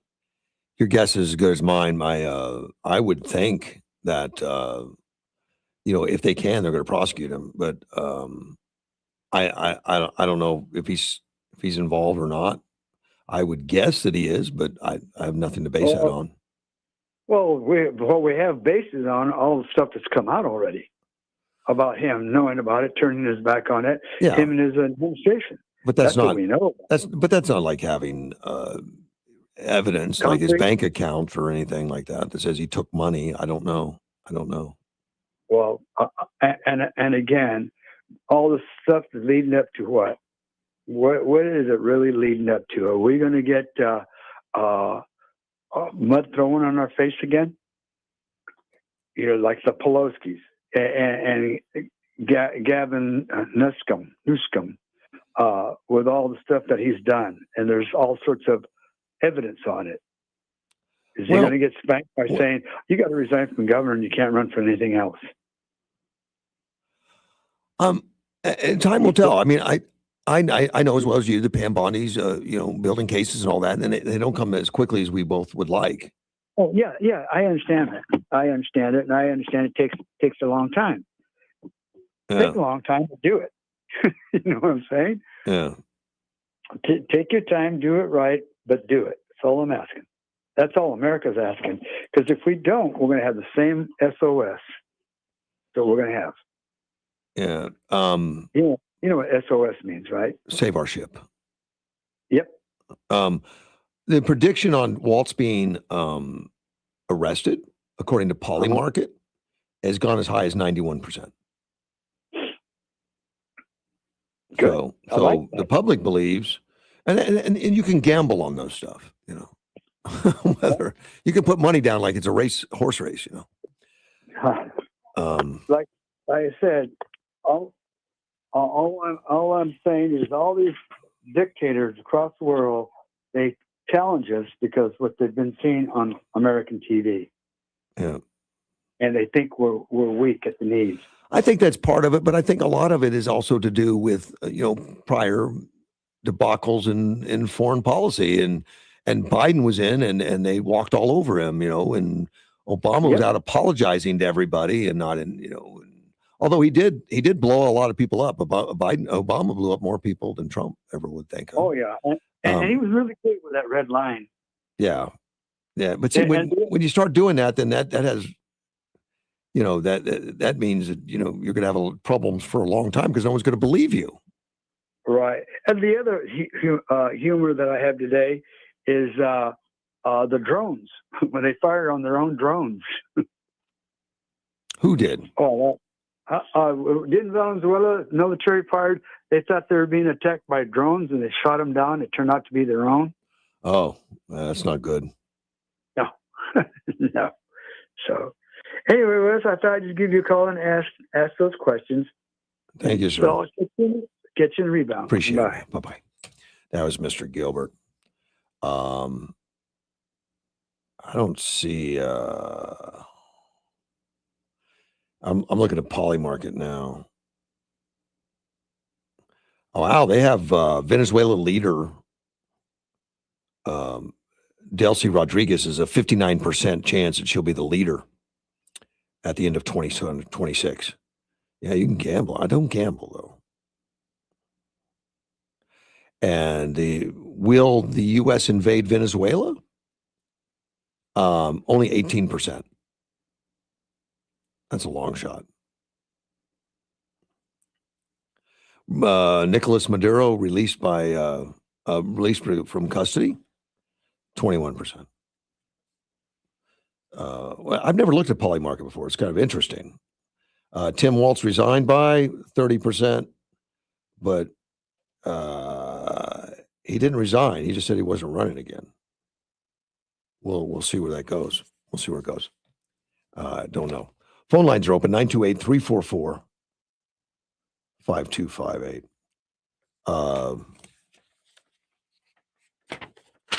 Thanks for the question anyway on nation building. 7 U.S. service members were injured in Venezuela. Now, we know it was phenomenal. Trump says probably the best in history. Of course, he says that about everything, which is fine. I enjoy listening to him. He's bombastic, I guess. But he's not wrong on that. I mean, amazing the complexities and everything, which we only know parts of. We don't know all of it. But let me take a phone call. You're on the air. Good morning. This is Sandy. Good morning, Sandy. Part of the last election was the concern about people with a lot of drug addiction and a lot of deaths in families from drugs. And Vice President Vance now talked about how his whole area, the Appalachians, had been affected by drugs. Right. So I don't think President Trump is nation building. I think he's working on making a better hemisphere where he decreases the drugs. And Venezuela is really good to be connected to because they got the highest amount of oil on their land and the largest reserves of gold. Oh, I didn't know that. But he doesn't want to steal any of it. He just wants to. No, he's not. But see, he's trying to make the hemisphere better because if you can help, say, Venezuela turn around and be beautiful like it was 25 years ago, that's going to help the country of the United States because the people aren't going to be wanting to run away from there. And it's also going to help the productivity of our oil companies. Correct. And we'll have that may be why they're leaving California. Maybe they're going, hey, we'll go to Venezuela. We'll have a friend in that location versus an enemy. And you're right about the hemisphere. He's mentioned that before, that it's not going to happen on our hemisphere, meaning China and Russia taking control. Correct. Because that is a direct threat to us.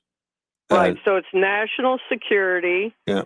It's protecting American citizens from drugs.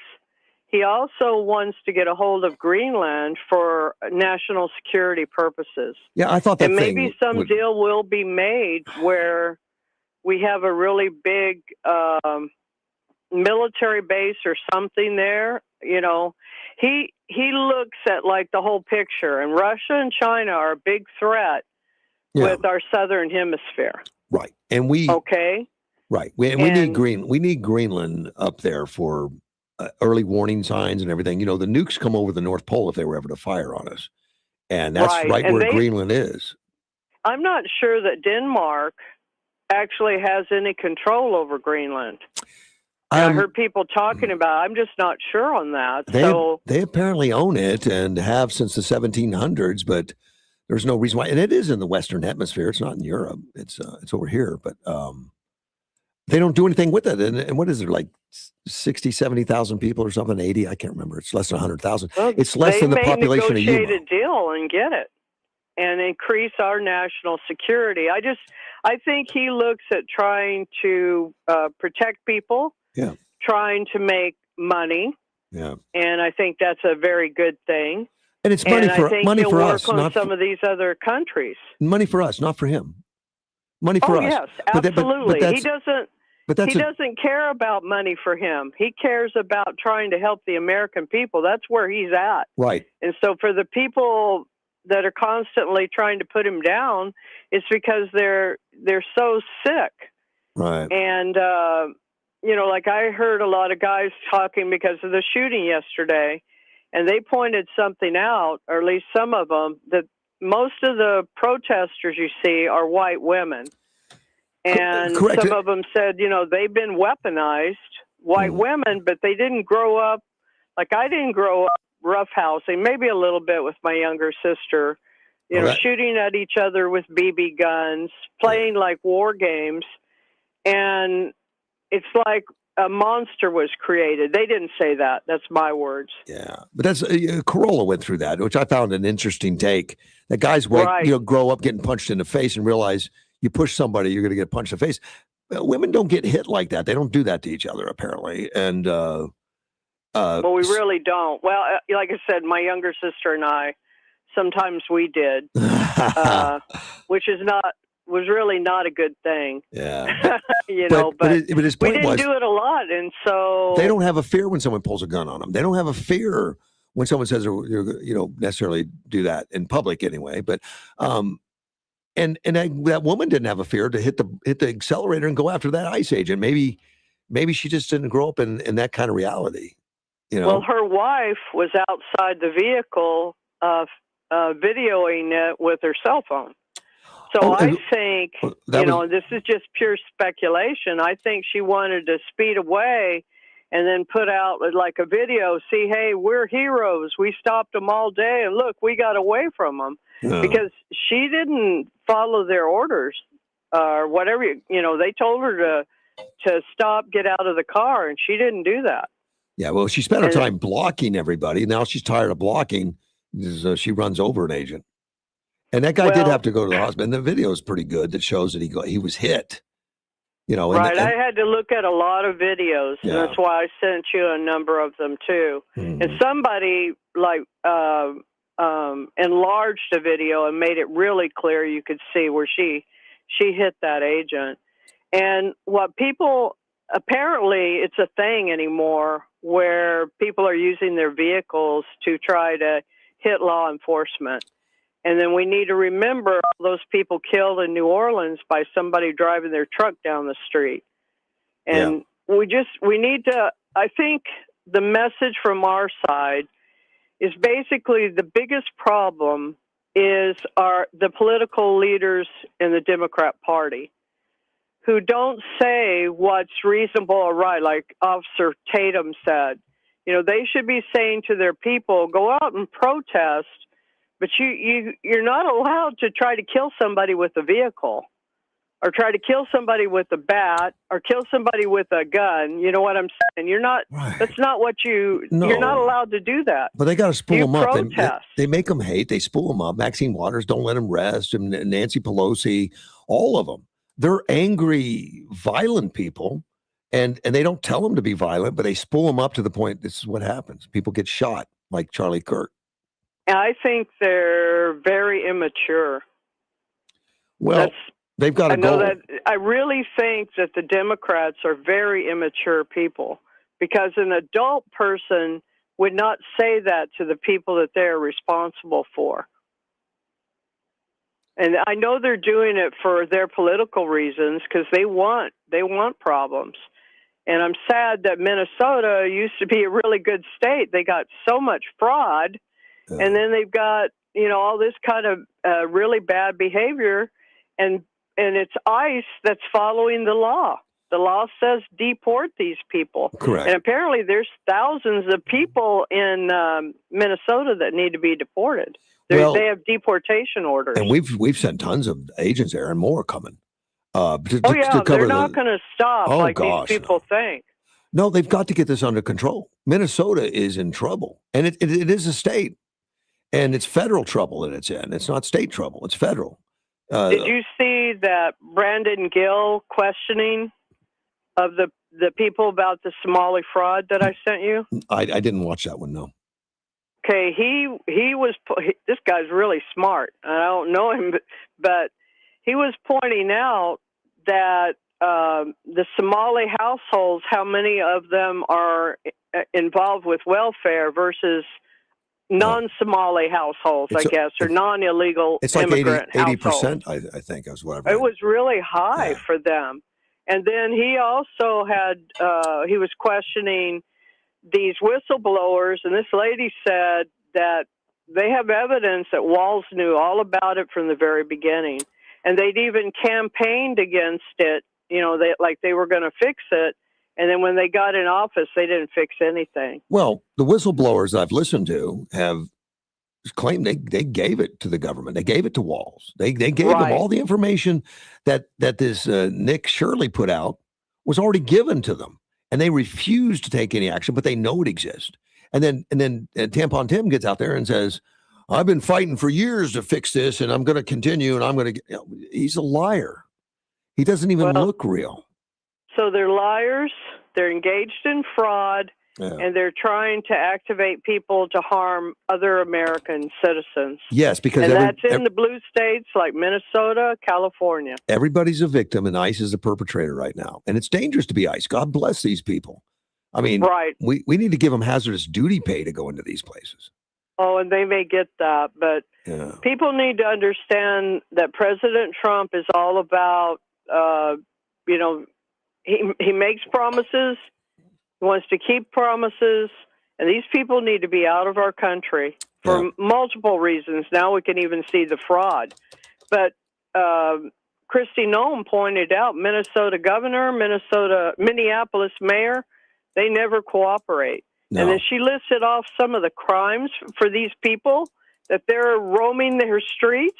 Mm-hmm. And she's going like, why would you want to live around people? And she's talking about pedophiles. She's talking about people like murdering and, oh my God. And you're going like, these people are really crazy. They really are. It was explained by one of the whistleblowers that Minnesota's famous for being nice people. And these Somalis just are taking advantage of it. And the Minnesotans they're not used to handling that kind of stuff. Apparently they're not rough and tumble. Well, they need the purple people leaders back. There you go. Those guys are tough. Football team, if anybody knows about that. Yeah, Vikings. So, yeah. Absolutely. Anyway, it's just sad in so many ways. Sandy, so many ways. I'm glad President Trump's so strong. It's an amazing time, not because it's happening, but because it's been happening and we didn't know it. It's been going on, and I had no clue that it was this much, this deep, this bad, and it's being exposed, and it blows me away that we've allowed it, that we knew it, and that our leaders knew it in most cases, and they're doing nothing about it. And I'm a naive guy thinking people want to do the right things. Yeah, I used to think that too. And I still do in a lot of respects. Well, and then incentivizing people to harm others.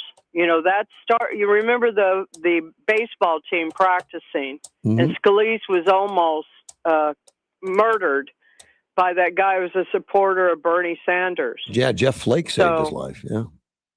It's just at some point, somehow, people, if they got Democrat friends, they need to seriously talk to them and try to get them to open their eyes.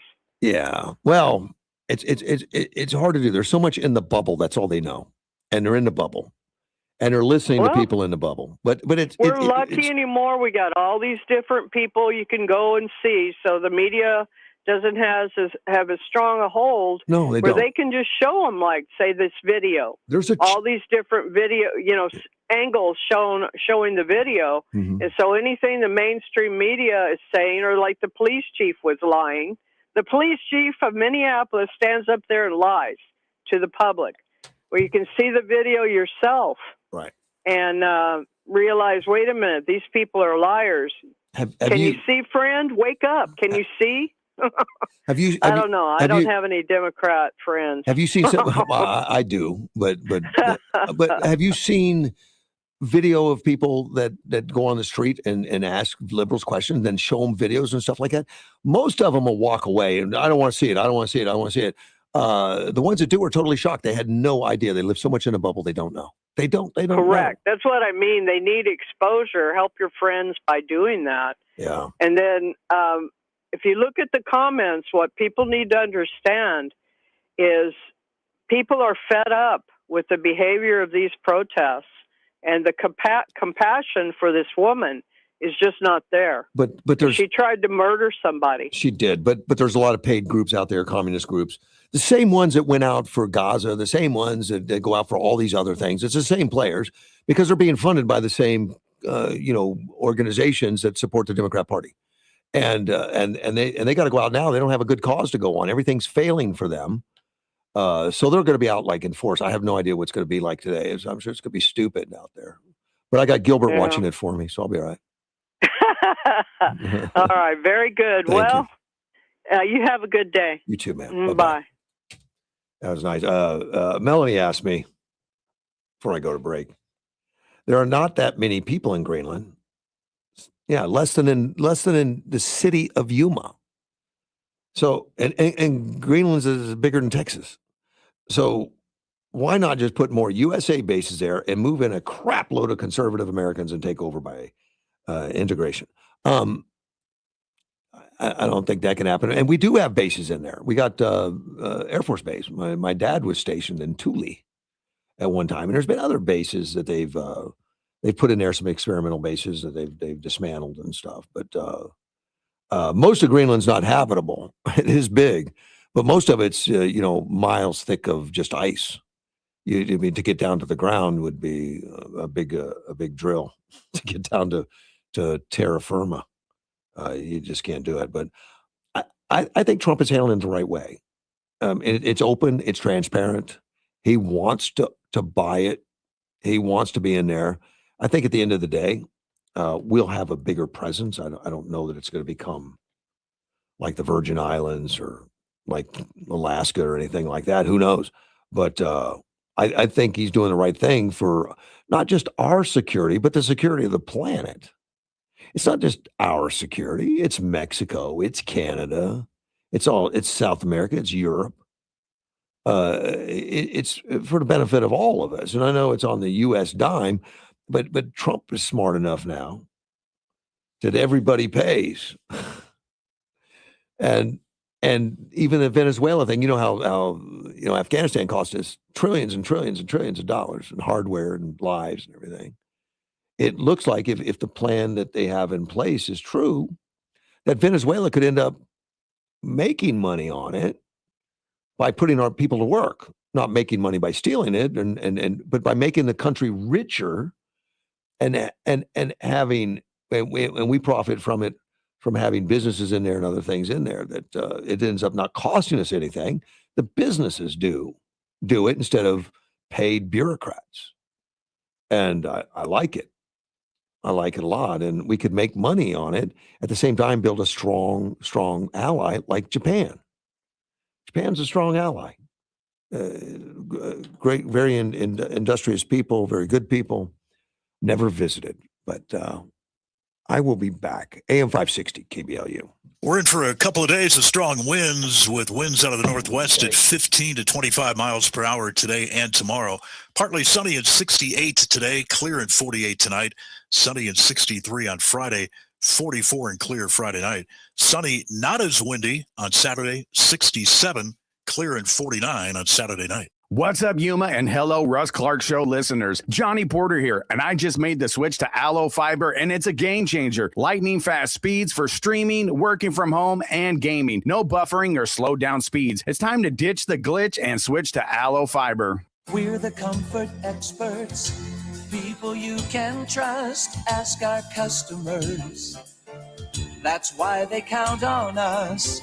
Over 50 years of service keep us going strong. We've got a name you can depend upon.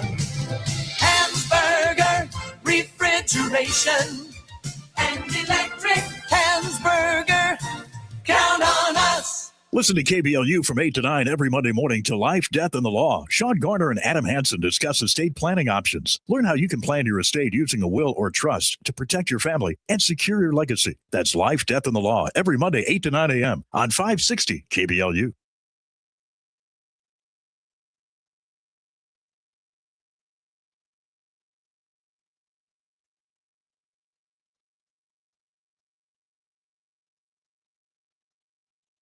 My name is Whitney Allen. I am a widow. My husband, Ryan, died. We never thought in a million years we'd have to use life insurance. The unexpected happened. With Ethos, it is so fast and easy. It's 100% online. You can get a quote in seconds, apply in minutes, and get same-day coverage. No medical exams, and you can get up to $3 million worth of coverage through Ethos. Get your free quote at ethos.com/term. That's ethos.com/term. Time spent on application may vary. Online health questions required. Are you looking for a new car? Well, we don't have it. How about a new cell phone? Don't have that either. At Firearms Unknown, we don't mix what we don't know with what we do know. We know firearms, knives, and ammo. So, if you know what you want, or even if you don't, Firearms Unknown can get you what you need. We have rifle, pistol, and shotgun deals starting at $9.99 for all three. Deals on guns and ammo and the largest knife section around, with the knowledge to set you up right. Firearms Unknown, 801 West 32nd Street or firearmsunknown.com. Now you know.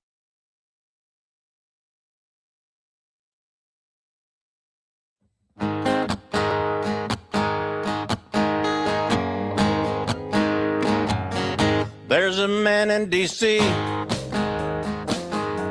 He stands 6'3". He's fighting for you. AM 560 KBLU, Russ Clark with you. The phone lines, they're open. 928-344-5258. I started talking about the 7 service members that are injured in Venezuela, in the raid. 5 of them were already back to duty. So, thank goodness. 2 are still recovering from the operation, but the operation in Venezuela, not medical operations, I don't think. It doesn't state the severity, but you got the complex that, they got the impression, that it was something that's going to recover from it. What an amazing deal. As many things that were moving in that thing, and we don't know the full extent, but a lot. 150 planes, including the B-1 Lancer bombers. They're still around, the B-1s. We don't hear much about them, but they're still around. 1 helicopter was hit with gunfire and was damaged, but not to where it couldn't fly. They flew it home. So good for the Delta Force, and it was a battle.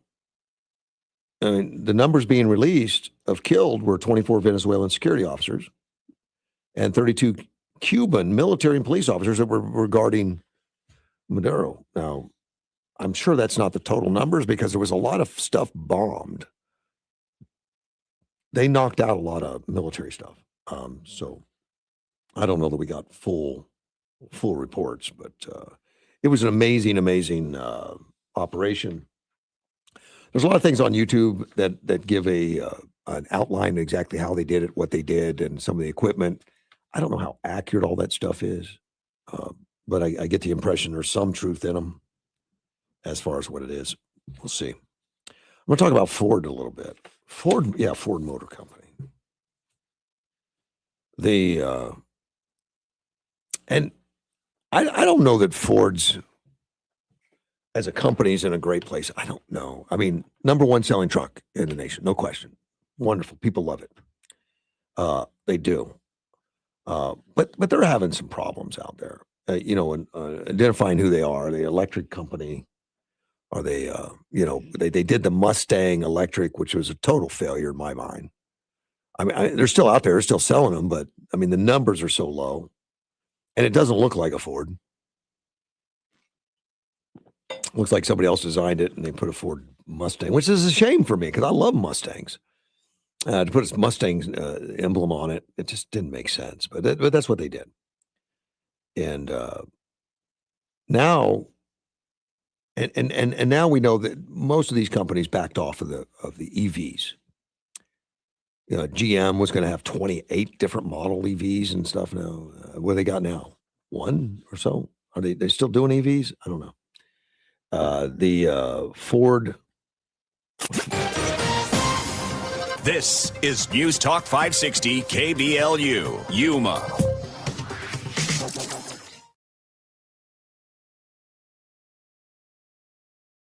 Minneapolis.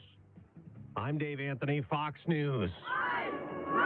Demonstrators confronting federal immigration agents the day after a shooting they call murder. Demanding that ICE leave the city, protesting the death of Renee Good. She was fighting for her immigrant neighbors, just as so many of us have been.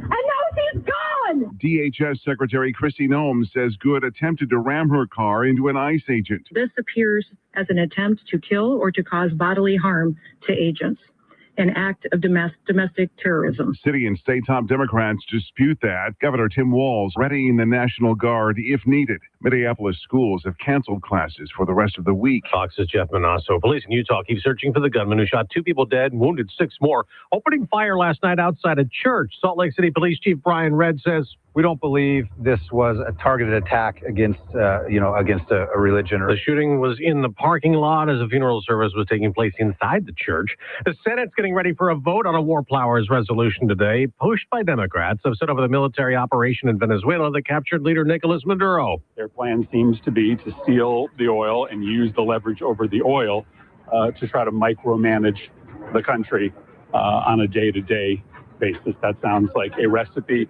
for disaster. Senator Chris Murphy wants to force the president to get Congress's approval to take more action in Venezuela. Republican Senate Leader John Thune just told Fox, "This is the Democrats trying to, poke the president, and I hope that we have the votes to defeat it." Someone in space is sick. The spacewalk scheduled for today canceled. An astronaut aboard the International Space Station is suffering what NASA is calling a medical concern. They will not elaborate as to what is the nature of this concern, nor are they identifying who among the crew is affected. That's Fox's Evan Brown. America's listening to Fox News. Wesley Financial Group is not a law firm. I'm Chuck McDowell, founder of Wesley Financial Group. Did you buy a timeshare because they told you it was a great investment? That's a lie. Most timeshares can be bought online for $1. To find out what your timeshare is worth and to cancel it, call us today and we'll send you our timeshare exit kit free with all your options for cancellation. Call Wesley for your free exit info guide. 800-486-9600. That's 800-486-9600. Hey, I'm Mike Slater. My dad passed away at the age of 63. It's out of nowhere. Had a stroke. Super hard, obviously, for the whole family, but my dad had life insurance. This is why I have life insurance for my family, for my wife and 4 kids. And the best place to get life insurance is ethos.com because you can do it in 10 minutes. And there's no medical exam and no blood test, just a few health questions. Get life insurance in 10 minutes so your family is protected. Ethos, E-T-H-O-S, ethos.com/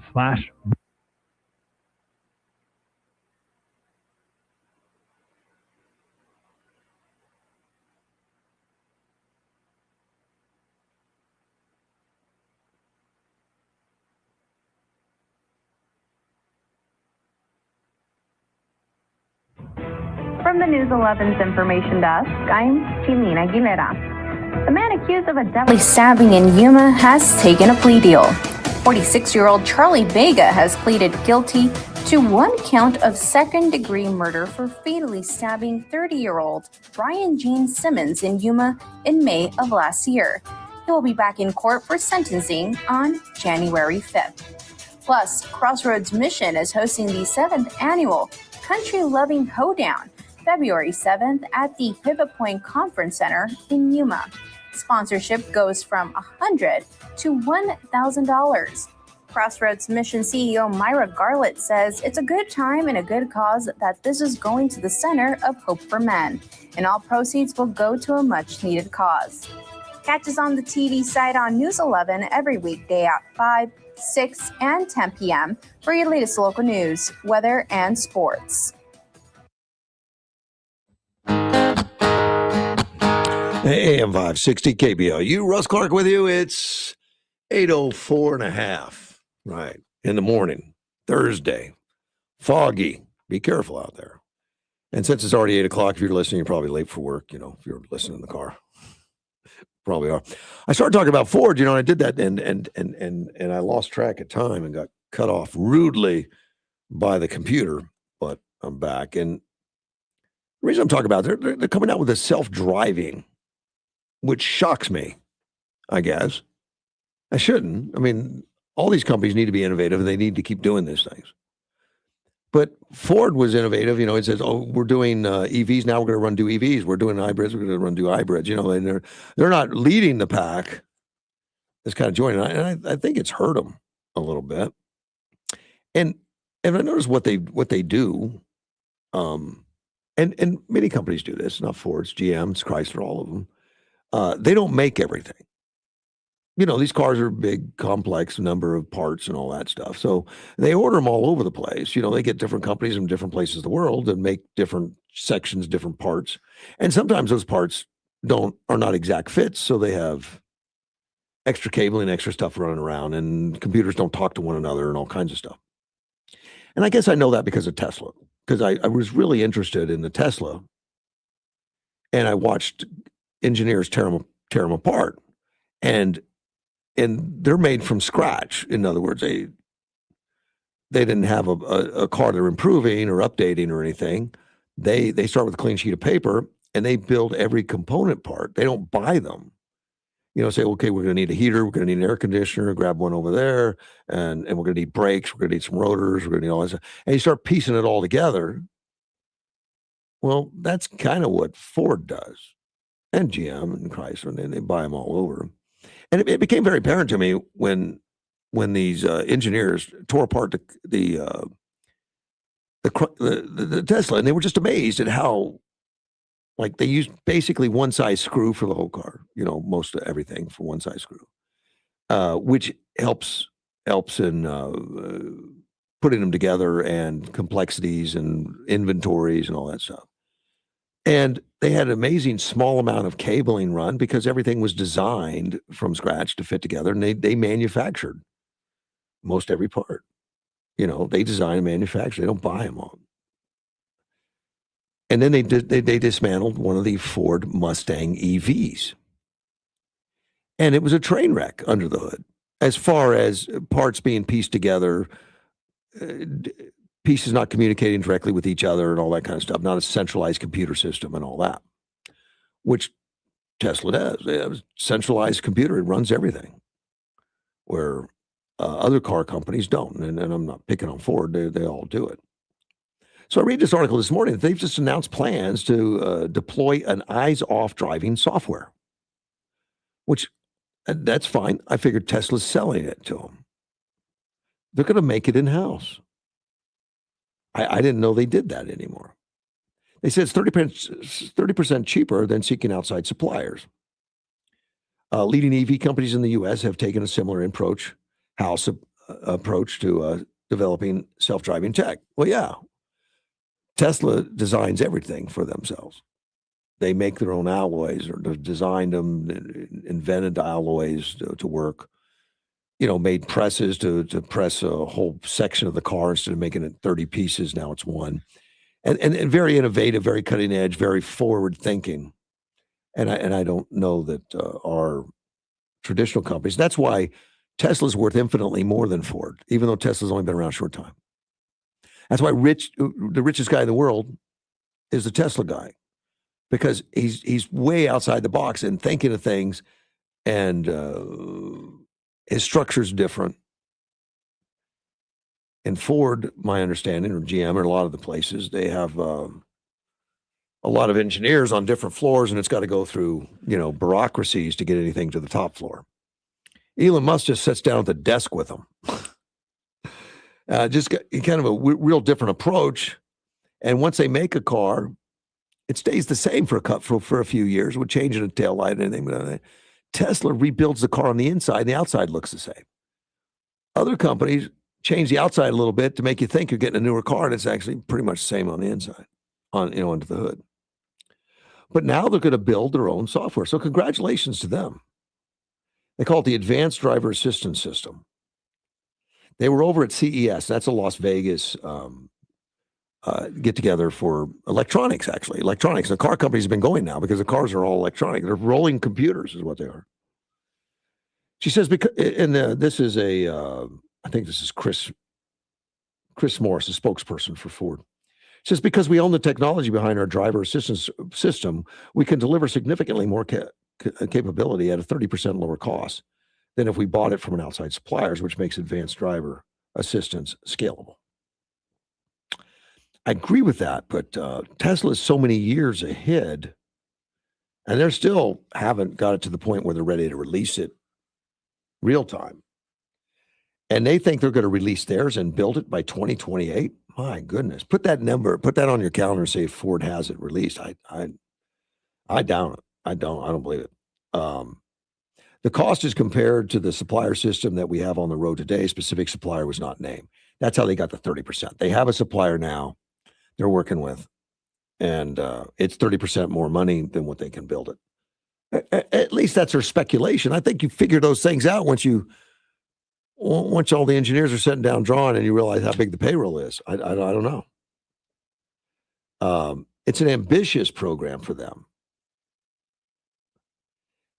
Sammy Omar, he's the head of advanced driver assistance system at the Ford Motor Company. He said the company can have greater oversight over how the sensors are utilized and integrated into the vehicles, how we can combine the information from all these sensors in the most cost-effective way to get the highest performance. These are some of the key reasons why we can get to the price point. Agreed. And that's one reason the engineers, and I think it was Morrow or something, I can't remember the name, that tore this Ford Mustang apart. And everything was from different manufacturers and different stuff, and it's hard to integrate. It's hard to put it together. If you're making it from scratch and it's all your stuff, it's much easier. And that's why Tesla, I think, has been so successful in doing this, and it's cheaper to build it that way. It is. Paul Costa, a former Apple employee. Now, see, Tesla hired a lot of Apple engineers to help design their own chips.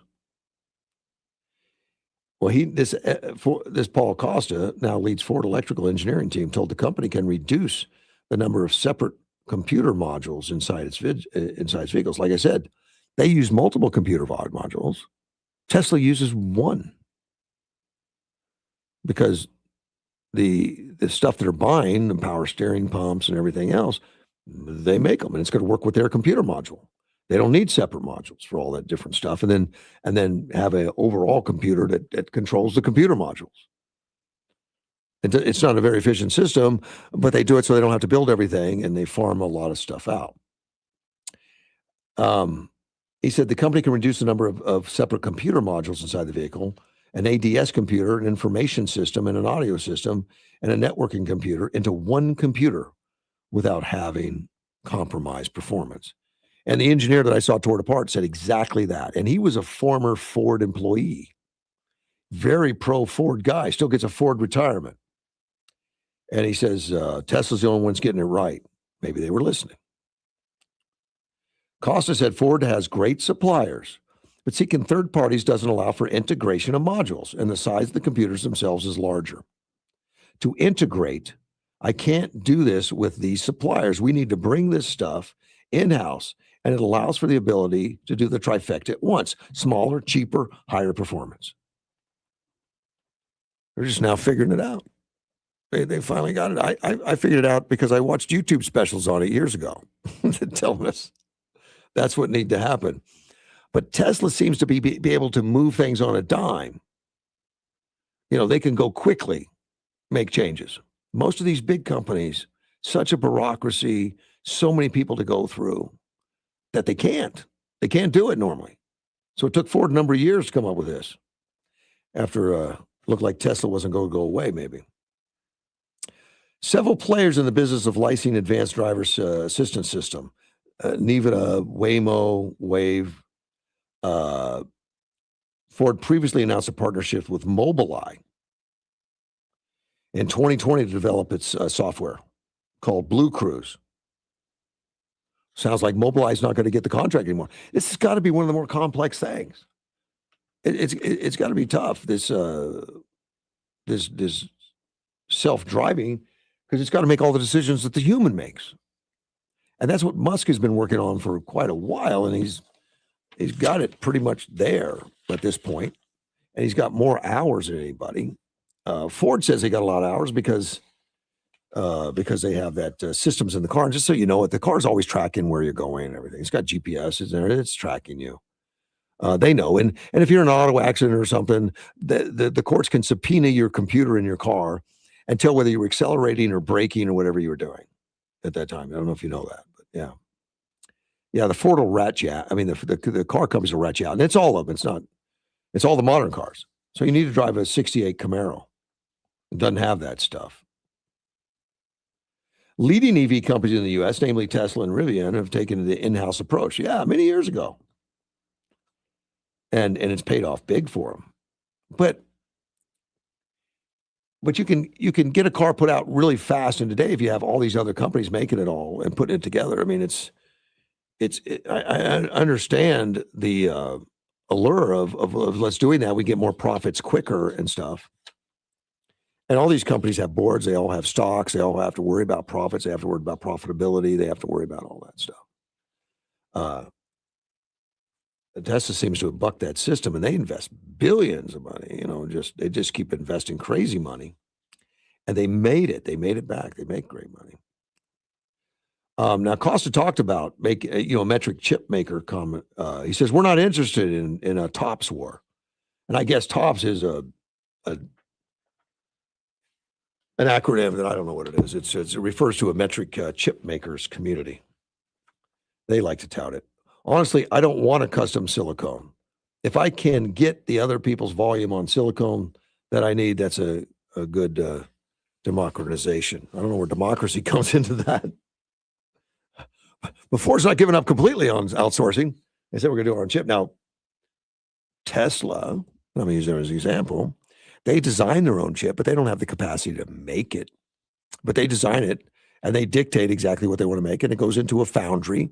Foundries are chip makers, and they make it. But I heard a rumor, though, that I don't know if it's true. It may not be a rumor. It may be out there for publication. But Tesla is going to make their own foundries. Going to start making chips themselves. Why does that not surprise me? Because they seem to make about everything themselves. So it's shouldn't be a surprise. Harvard dean, he's removed because of social media. Be careful of social media out there, guys. I mean, tell your kids and everything. You got to be careful of social media.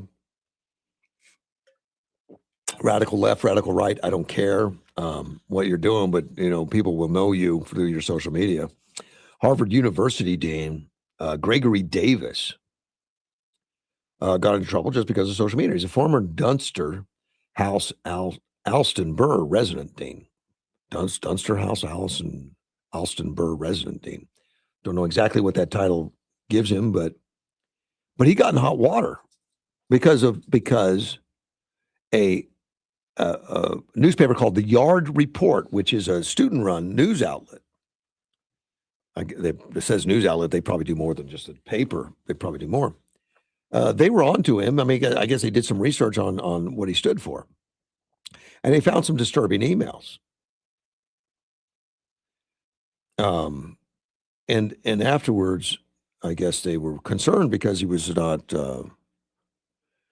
he was still on the roster, still the dean, and the Harvard sent out. Harvard did confirm that Davis was removed from for the inflammatory post. Yeah, they sent out an email that said, and Harvard said, we are writing to confirm that Gregory Davis is no longer serving in the Alston Burr resident dean of Dunster House, effective today. So it was a very quick decision.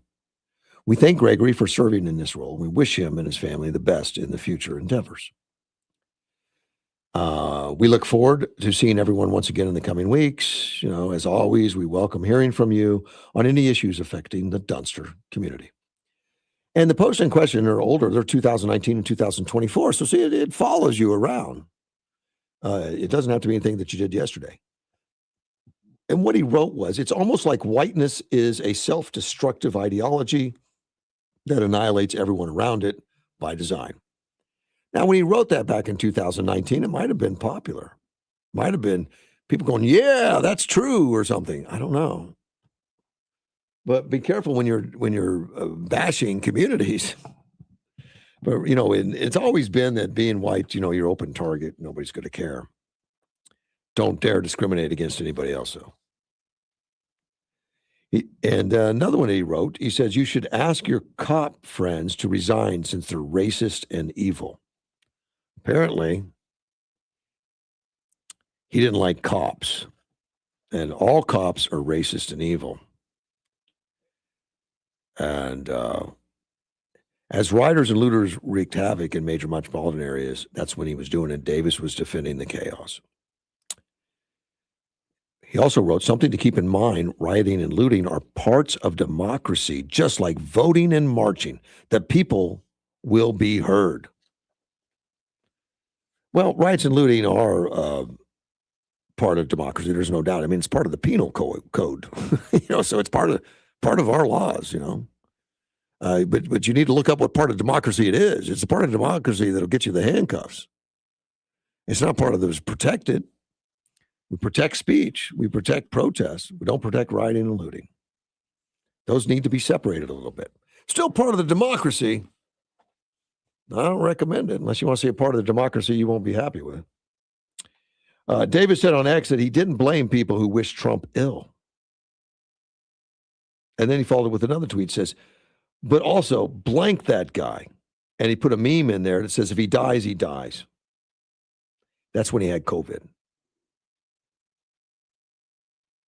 I don't think that's illegal, but he shouldn't be leading Harvard, according to Harvard. They let him go. And then he put out a post most recently wishing everyone a great Pride during Pride Month. Remember to love each other and hate the police. That started off okay. I mean, I'm not a big supporter of Pride, but I'm not going to complain about that. It's not going to get you in trouble with me. But we start saying, I hate the police. Yeah, that's what you got to remind them of. And I guess Harvard realized that with all the heat that the colleges have been taking, particularly with Trump as president, who's holding everyone's foot to the fire to be humane. Although people would disagree with that hate Trump. But, this Davis is gone now, but he put a long tweet out there. There's a long writing out there of and of course he's a victim, of course. He said recently some media organizations have inquired regarding comments that I made on my personal social media accounts prior to my start at the resident dean role. These posts do not reflect my current thinking or beliefs, of course. Of course, you're going to go right to that. I deeply appreciate the responsibility inherent in the resident dean role, and I value the trust that individuals have placed in me. I regret my statements have any negative impact on the Dunster community. Since becoming the Allison Burr resident dean, I have worked hard to ensure that Dunster House is a welcoming, warm, and supportive space for all its members, but not the police. I threw that in there. He didn't put that in there. He says, that continues to be the guiding force of my work today. As events outside of our Harvard have affected our house and me personally, my commitment to each of you, our students, has not wavered. In my role, I have enjoyed the opportunity to work collaboratively with members of HUPD and other colleagues across campus. I respect the work they do and support the community. Nice ending, but you notice he said it's not my beliefs today. He's not saying that he regrets them. He's not saying that it's not what I still support. His current thinking or beliefs, he wouldn't have done it today. Do not reflect my current thinking or belief. These posts don't reflect my current thinking. I don't think he did enough. It's too late. It's already gone. But he didn't say, I love police now. He said police aren't racist and evil. I'd like to see that. He said, something I was mistaken. Police are not racist and illegal. But I don't see that written in here. I don't think he went far enough. And the newspaper he talked about, the media, I'm sure he got called by a lot of media, but it started off with the student run outlet. And I would imagine that these universities, and he talks about the times changing. The times have changed. Right now, everyone was going woke, and we had different rules on these campuses. These colleges were going nuts with the wokeness and the DEI hires and all that kind of ridiculous stuff. And maybe these would have been overlooked at that point. Well, those days are leaving us. I don't think they're gone. I think there's holdouts all over the place. They've redesigned it, rethinked it, and kind of laying in wait until we have an administration change so they can have a resurgence of the DEI. Don't think it's gone. The people that believe in it, I think, are believe in it strong and are holding out. I want to talk about Mandani. Mandani is now he's the mayor of New York City, no question about it. And he's a socialist. He calls himself a democratic socialist, not a Democrat. I'm a democratic socialist. I mean, Trump calls himself a Republican. He doesn't call himself a MAGA Republican, although I've heard that term many times. But and I think it better defines him to say MAGA, make America great again.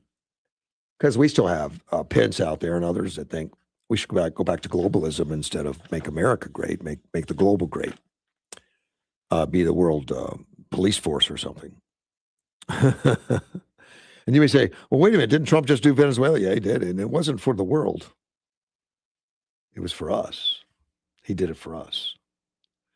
Because it wasn't, he wanted to stop the cocaine coming in the United States and stop the transfer of hazardous drugs that's killing us. In fact, he changed Ukraine. He said Europe needs to pay for this. Europe needs to take charge of this. Because that doesn't make America great again. And he still supports it. And he still does. But we were well over half of all of Ukraine. Well, Europe's collectively is bigger than we are as far as gross national product and stuff. And why are we paying so much into it? So now he's selling the armaments to Europeans that are giving it to Ukraine. I'm sure there's still some donations coming too. But Mandami, he had a lot of ideas that he's going to try to put in. So he's got to put people around him. And one of them that he just hired a director of the mayor's office to protect tenants. Because that's a position now. Chia Weaver's the person. She's a longtime housing advocate. And she's a member of the Democratic Socialists of America, DSA. So she's a Democrat. And she doesn't like home ownership. Yeah, see, she's in charge of tenants. And she's writing that private property, including and kind of especially home ownership, is a weapon of white supremacy masquerading as wealth-building public policy. She wrote that in 2019.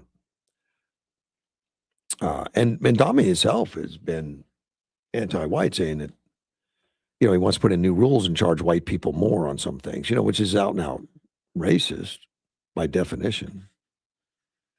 In 2018, she says, elect more communist. So she's a communist. He looks like a communist. Communist that identifies herself as a democratic socialist of America. And now she's another one of the members of Mandani's administration that's probably going to ruin New York. And I don't take that as I don't say that because I have a personal analysis, but I've read all the ones that have analyzed it, the ones that are leaving, the ones that are escaping New York. That was a movie, by the way, Escape New York. Because New York becomes a big, it gets occupied by a jail system and it becomes a big jail ground or something. Yeah, it was a sci-fi movie, something in the future. Maybe Mandami wants that to happen. I have no idea. But Mandami administration previously called home ownership a weapon of white supremacy. Oh, no. Yes. Yeah. So New York's caught up on racism right now. You know, race being the deciding factor on what we're going to do and all that. So, but they elected him, and they got to live with him. And I think what he'll find out, Trump's not going to support the craziness. I mean, still, the programs that he gets federal money for have got to be followed. The programs that are out there that fund a lot of New York City and other cities and stuff like that, like the ones in Minneapolis, you have to follow the rules. Yeah, to receive a grant in child care, you need to be open from 6 in the morning to 6 at night. That's it. That's in it. That's also in Minnesota state law. And yet we got Somalians that says, oh, yeah, well, we're only open from 2 to 10. And they pay them a couple $1 million a year to do it. So, yeah, there's a lot that needs to be cleaned up.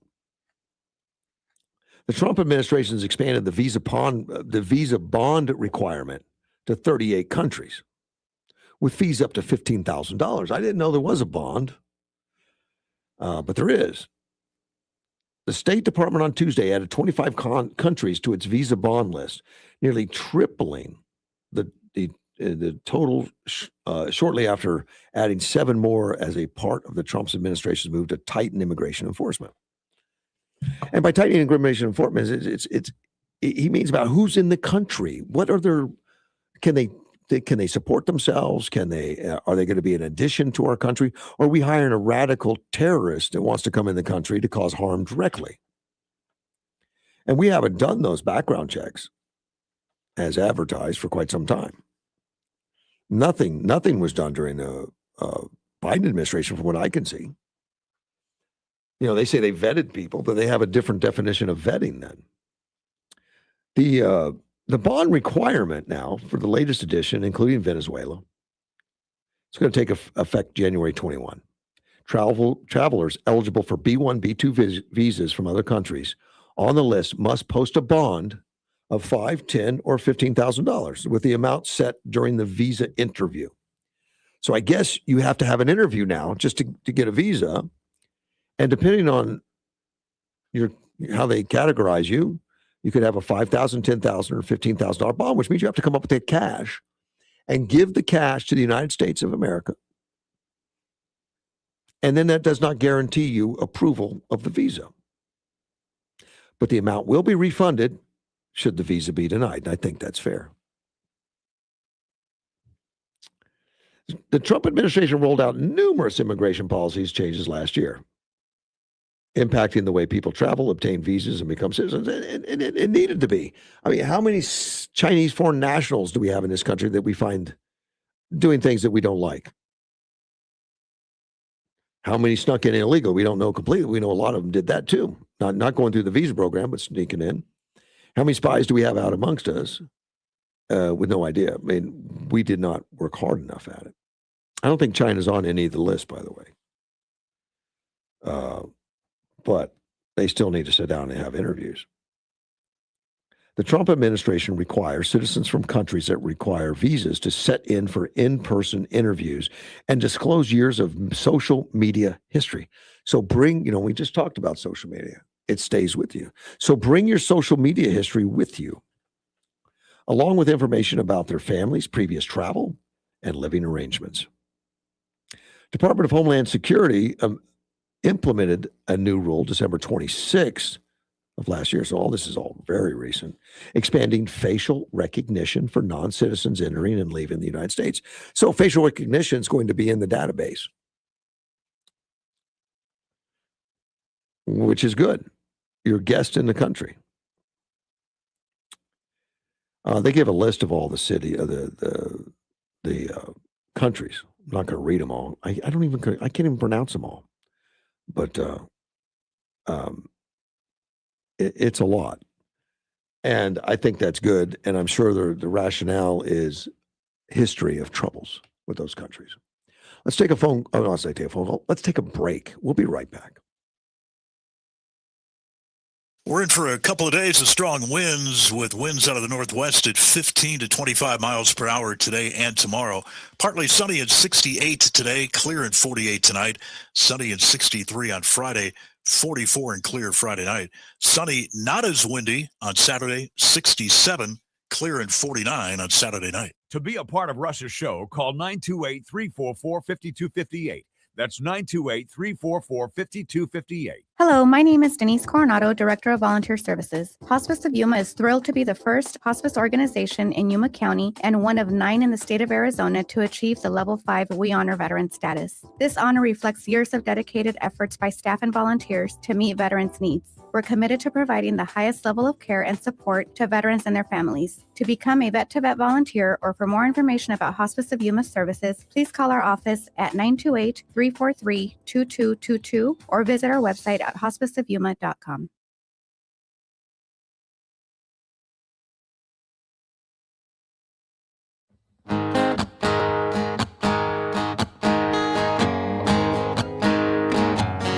There's a man in D.C.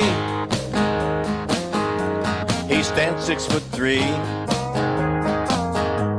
He's fighting for you. He's fighting for me. He'll drain that old swamp, just like he said. AM 560 KBLU, Russ Clark with you. It's Thursday morning, 8:35. Phone lines are open. 928-344-5258. I didn't mention this the other day, but Vice President Vance is home in Ohio. Got some damage, and there's a guy in custody, according to Secret Service. I don't really know if Secret Service, why they had to be on the premises. They're the ones that detained him shortly after midnight. The Vances weren't home. Or the president, the JD wasn't there. Maybe the family wasn't. But somebody came up and broke a 26-year-old William DeFore. But William doesn't go by that anymore. I guess he wants to be called something else. I think it's a Jennifer or something. I don't know if he's trans or not, but he wants to be called something else. Came up and broke a window. So on Monday, and this happened Mondays, Georgia is a vandalism, obstruction of official business, criminal damage, or endangering and criminal trespass. Property damage, including breaking windows on an exterior of a personal residence. He never got into the house, but he did get up to it, which I think the president, vice president's homes, I would think they'd be more secure. Although they didn't get very far. I mean, he just had something to break the window with. The residence was unoccupied, so nobody was home doing that. But the Secret Service was still there. And I bet that was a big old surprise to William. Wow, there's Secret Service here? We'll go with that.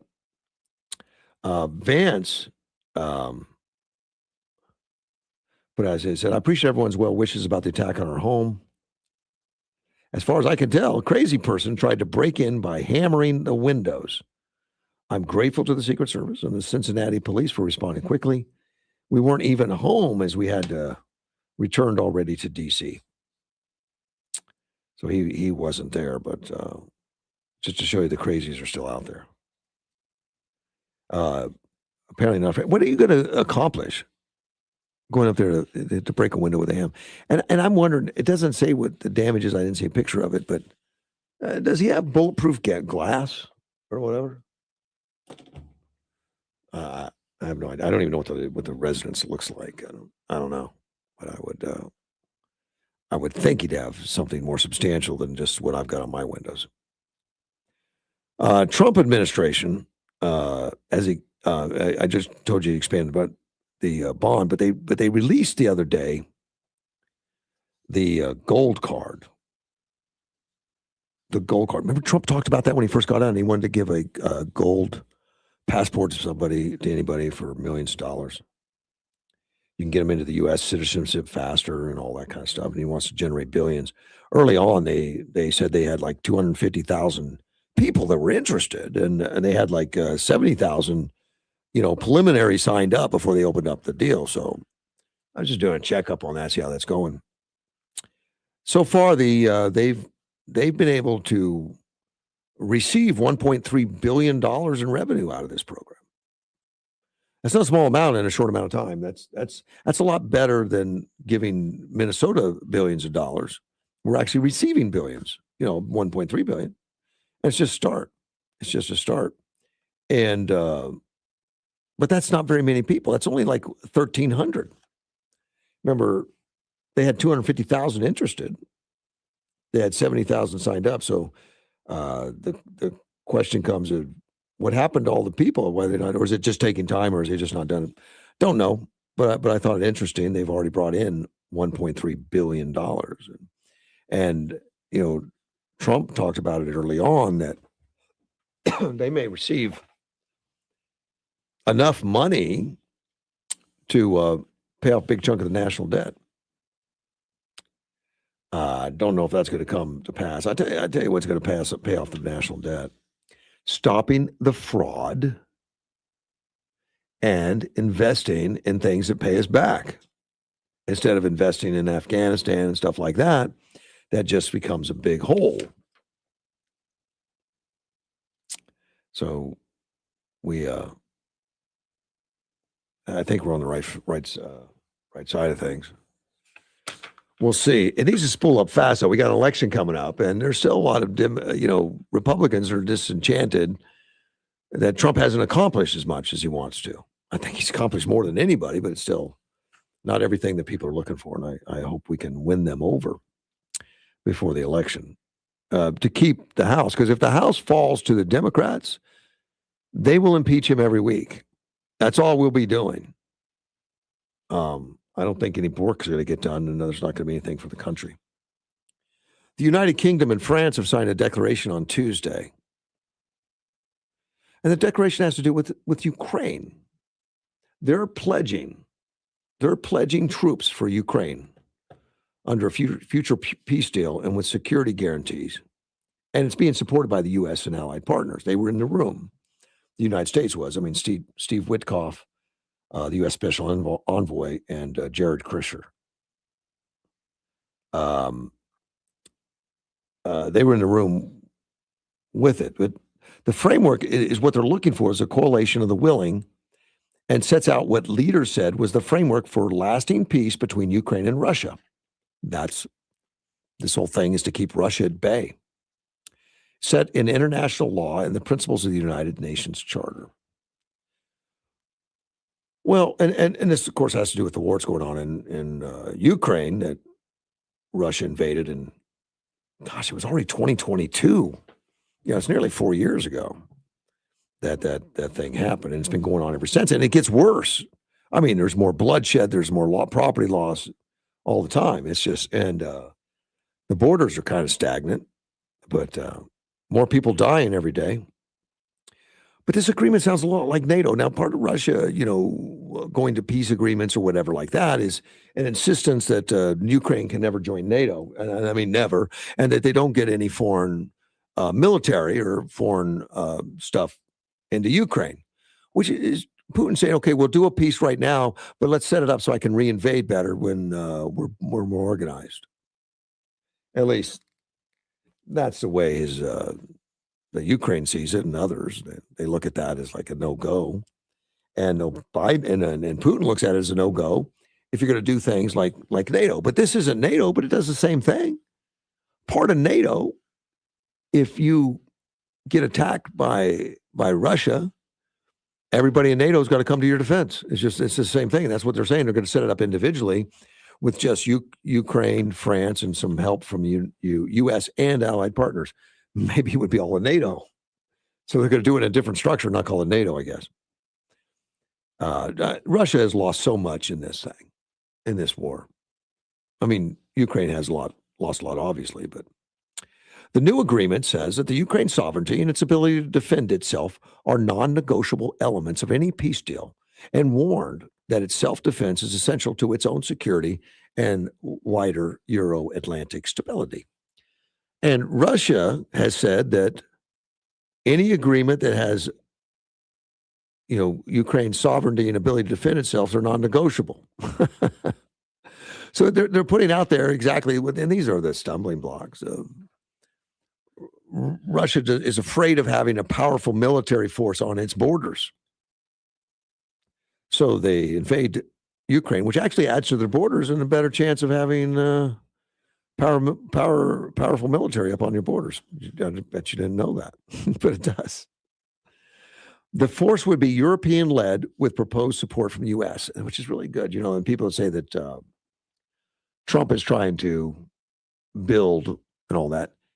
Look, U.S. was leading this thing. He said, enough. It should be led by Europe. It's not even in our hemisphere, but we're not pulling out of our assistance role. Good for him. And that's what this agreement says, too. It would be led by European-led. The declaration also commits the coalition to security guarantees that would be activated once the ceasefire begins. And that's, of course, something that Putin says is a no-go. He doesn't want any security guarantees. These include commitments to support Ukraine militarily, diplomatically, and economically in the event of a future armed attack by Russia. Again, Russia is not going to like any of this, but they're not invited to the table. This is a security pact between UK, France, and some others. The U.S. would participate in special commissions to manage ceasefire breaches, attribute responsibility, and determine solutions. Coalition members also agree to carry on with long-term military support for Ukraine and pledge defense cooperation, including training, defense production, intelligence sharing. Leaders also announced the creation of a permanent U.S.-Ukraine coalition coordination cell based on the coalition's headquarters in Paris. That's where it's going to be. Wow. Sleepless nights for Putin. Of course, knowing that this has all been signed, it's all signed now. It's a done deal. I mean, it's what they agreed to. It doesn't include Ukraine having to sign it. It doesn't include Putin having to sign it. They sign it. But knowing that it's in place, Putin's not going to agree to a ceasefire with that. Let's take a phone call. You're on the air. Excuse me, sir. Yes. There's a problem with that little plan with Europe. What? Their economies are in the toilet. Nobody buys Jaguar. Nobody buys Italian car. Their economies are in a toilet. He needs to go to Saudi Arabia and get the crown prince to step in on this financially to help support those poorly economic countries. But I mean, yeah, there's a lot of problems right now with their economies, no question. And you're right about Jaguar and some of those guys because they're just, and it's just business decisions gone bad. That's Right. all it is. They're making a car for somebody that doesn't exist anymore. And did you see you mentioned Jaguar? You saw the DEI Jaguar commercial where everybody was dressed in stupid stuff, and their sales plummeted. I know. Oh, I know. my And God. I worked on Jaguar for 10 years in British Leyland cars. Oh, I thought I saw you driving that Jag drinking a Bud Light. Go ahead. It ended up in your front yard. And it didn't come out of the can. Yeah. Their economies are in the toilet. Sure. We need Saudi Arabia. Or they need Saudi Arabia. That's who they need. They need to stop this constant bickering over Muslim and this and that. They need Saudi Arabia's money and force to control the situation over there. I mean, I like Saudi Arabia, but I wouldn't want a Muslim country involved in this.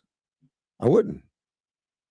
I mean, there's a whole... There's Christians in Saudi Arabia. There's Christians in Egypt. That's right. We have Coptic Christians. We have Muslims in the United States, but so far we still have, Judeo-Christian values and are leading with such. Well, because we haven't gotten enough Somalians yet. Yeah, those values aren't existing in Europe anymore. They need the help of the money and power of Saudi Arabia to help solve their problems over there. The money, the GDP of Europe is still bigger than the United States. If you combine the GDP of Europe, it's bigger. And granted, they're not at their heyday. There's still cash flow. There's still money, and they need to improve it. They need to fix it. And they're helping out now. Right now, they're paying for stuff. But I agree with you. They're in trouble. But that's a sidebar. Remember the Marshall Plan? You remember the Marshall Plan, don't you? Yep. We rebuilt that crap hole over there. Well, they need to go to the Saudis and help them through their problem right now financially. Because if they go down, they're going to, I'm telling you, it'll take us with them financially. Will take us? Yeah. Well, they were completely destroyed in World War II, and they rebuilt. You know, they could rebuild from right now. We rebuilt. Well, we rebuilt them. We helped. We rebuilt them with the Marshall Plan. And that's what the Marshall Plan was. Yeah, they could never have recovered if it wasn't for the U.S. We only put in about the equivalent of $150 billion. We put a lot into that. Other than just financial. It was actually $13 billion in financial, and I just looked it up. I knew it was a lot of money, but it's equivalent to doing $150 billion today. That's as much as the Somalians have. We put a lot into that Europe over there. Yeah. And for them to stab us in any way is ridiculous. Well, that was yesterday. I don't. But look, they were stabbing us. I think Trump has set some of that stuff straight with NATO, and some of that straight, like who's responsible, and that's why UK and France now struck a deal instead of having the US strike a deal, because they're taking responsibility, and they should take responsibility. And if they're having financial troubles and all that, they need to fix that too. And then, yeah, we'll give them assistance, like maybe send Musk over there and let him do Doge on them or something. And he's too temperamental. Yeah, I like him too. I'd rather send you over there than him. No, I wouldn't be that good at it. You're selling yourself short, man. Send Musk. He knows what he's doing. He hires people that know what they're doing. Yeah, but he's smart enough to look over their shoulder and know exactly what they're doing. I would look over their shoulder of big balls and say, I have no idea what you're doing. Okay, let me let you go. But I had to throw that in there about the Marshall Plan and all. Believe me, they need to go to the Saudis and work with them to rebuild that mess they've got over there. And I love the Saudis, for business and business advancement, but I wouldn't put foreign policy on them. I wouldn't, but you can, yeah. Well, it's a business. This is what we need to do with Venezuela. We need to engage them in business. Well, that's where they're going right now with Trump. Right. Not ideology, none of that social shit. Business. Right. Rebuild their economy. And that's why they kept the communist vice president, is because of that. Because we don't want to have a regime change. We're not looking for that. We're looking for for them to go the right direction. And there's a hammer hanging over her head right now. Like, don't screw this up, because you'll be in the cell next to Maduro, your buddy. That's a scary thing. Yeah. It's a scary thing because they got to witness how powerful the United States is, and nobody believed it was like that over there. I mean, they wouldn't have been doing those dances and daring Trump to come get me. You better shut your mouth. Would you not agree that we have an opportunity here in Venezuela to go beyond the thing of just oil? That country could connect with us materialistically wise, business wise, production wise. You understand what I'm saying? Sure. And just bring the Americas together as a. But I think that's the plan. And if we're sharing business and we're doing it just like look, Saudi Arabia is a Muslim country, which historically we don't get along with Muslim countries because they think we're infidels. We have a great relationship with Saudis. I know, and that works out. We can do, but we're doing it through business, right? And that's fine. Abu Dhabi, a great relationship with those guys. Right. Some of the others are shaky. Right, and I always thought that one big thing with Christianity is to get along with everybody and help everybody become something greater than nothing. You know what I'm saying? Yes. And if we work with the Saudis, we may not agree with their religion, their beliefs, but they're not ignorant, and they're not murderers. Not the Saudi crown prince and his family. Yeah. And they will work with us because they don't want all their people to die. No. You know what I mean? No, they don't, but they don't have as much care as we do. We would be over. I mean, just like Putin right now, he doesn't want his people to die probably, but he doesn't care if he needs it. He'll throw them at it. I think he was raised KGB. He don't care about anything but power. Yeah. He could talk about the motherland and all. No, he is nothing more than a KGB. He'll always be KGB. Nothing will change him. Nothing. Yeah. All right, Ted. I got to run, man. All right. Have a good day, I bro. appreciate Bye. you. Thanks. All right. I'll be right back. AM 560 KBLU. We're the comfort experts, people you can trust. Ask our customers. That's why they count on us. Over 50 years of service, keep us going strong. We've got a name you can depend upon. Hansberger Refrigeration and Electric. Hansberger, count on us. The Desert Lily Annual Quilt Show is coming Friday and Saturday, January 9th and 10th at the Yuma Civic Center with hundreds of beautiful quilts and wearable art items on display. See the special quilt celebrating America's 250th birthday. There'll be items for sale at the country stores and a fat quarter basket drawing. Admission is just $8. Buy tickets for your chance at winning the Love in a Mist quilt. Proceeds to benefit the Hanson House. The Desert Lily Annual Quilt Show, January 9th and 10th at the Yuma Civic Center. Don't miss it.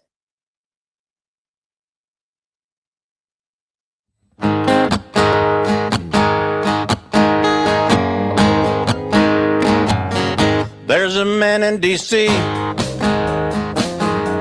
He stands 6'3". AM 560 KBLU. Russ Clark with you. It's Thursday. It's 8:56. I'm running out of time. I want to wrap up a little bit on this new pact, which I've been talking about. That UK and France struck a new pact with Ukraine. It's a security pact. With U.S. is engaged, but they're not the leaders of it. It's European led. Coalition members agreed, and if you're in the coalition for this pact, and it's outside NATO, although it's NATO members, but NATO's a bad word to Russia, so they're going to a pact. Coalition members also agreed to carry on with long-term military support for Ukraine and pledge defense cooperation, including training. I got that. And it was unveiled by a joint news conference by French President Emmanuel Macron and Ukrainian President Vladimir Zelensky and the Prime Minister Starmer of Ukraine. It was attended, though, by Jared Kushner and Steve Witkoff, the U.S. Special Envoys and stuff. So this has already been signed. It's already good. I don't think it means much. I mean, we're already doing all this stuff. I guess it structures it and maybe gives some assurances to Zelensky, just like he got those assurances when the Soviet Union fell and Ukraine became a separate country, and we made a pact with them, with Russia and Ukraine, the United States, that if they gave up all their nuclear missiles and their nuclear armaments, that that the United States and Russia would protect them from any invasion. They don't need nuclear because we got your back, bud. We got your back. How'd that work? That didn't work, obviously, because the United States did not come to their aid initially. We just sat back and said, well, it'll probably last about 3 days and Russia's going to own it. So Ukraine's going to be very skeptical of anything, and then Russia is not going to want to do any peace deal that includes that they get protection or becomes NATO or becomes European Union. But I think it's eventually going to happen, but maybe the war has to go on another 4 years. I don't know. I don't know. I don't think anybody in the know has made a good prediction at this point. Nobody would have bet 4 years. Why didn't I bet that in Politico on day one that it would last 4 years? That would have been smart money. But who knew? I'm done for the day. It's Thursday. I'll be back on Friday, which is tomorrow. AM 560 KBLU. There's a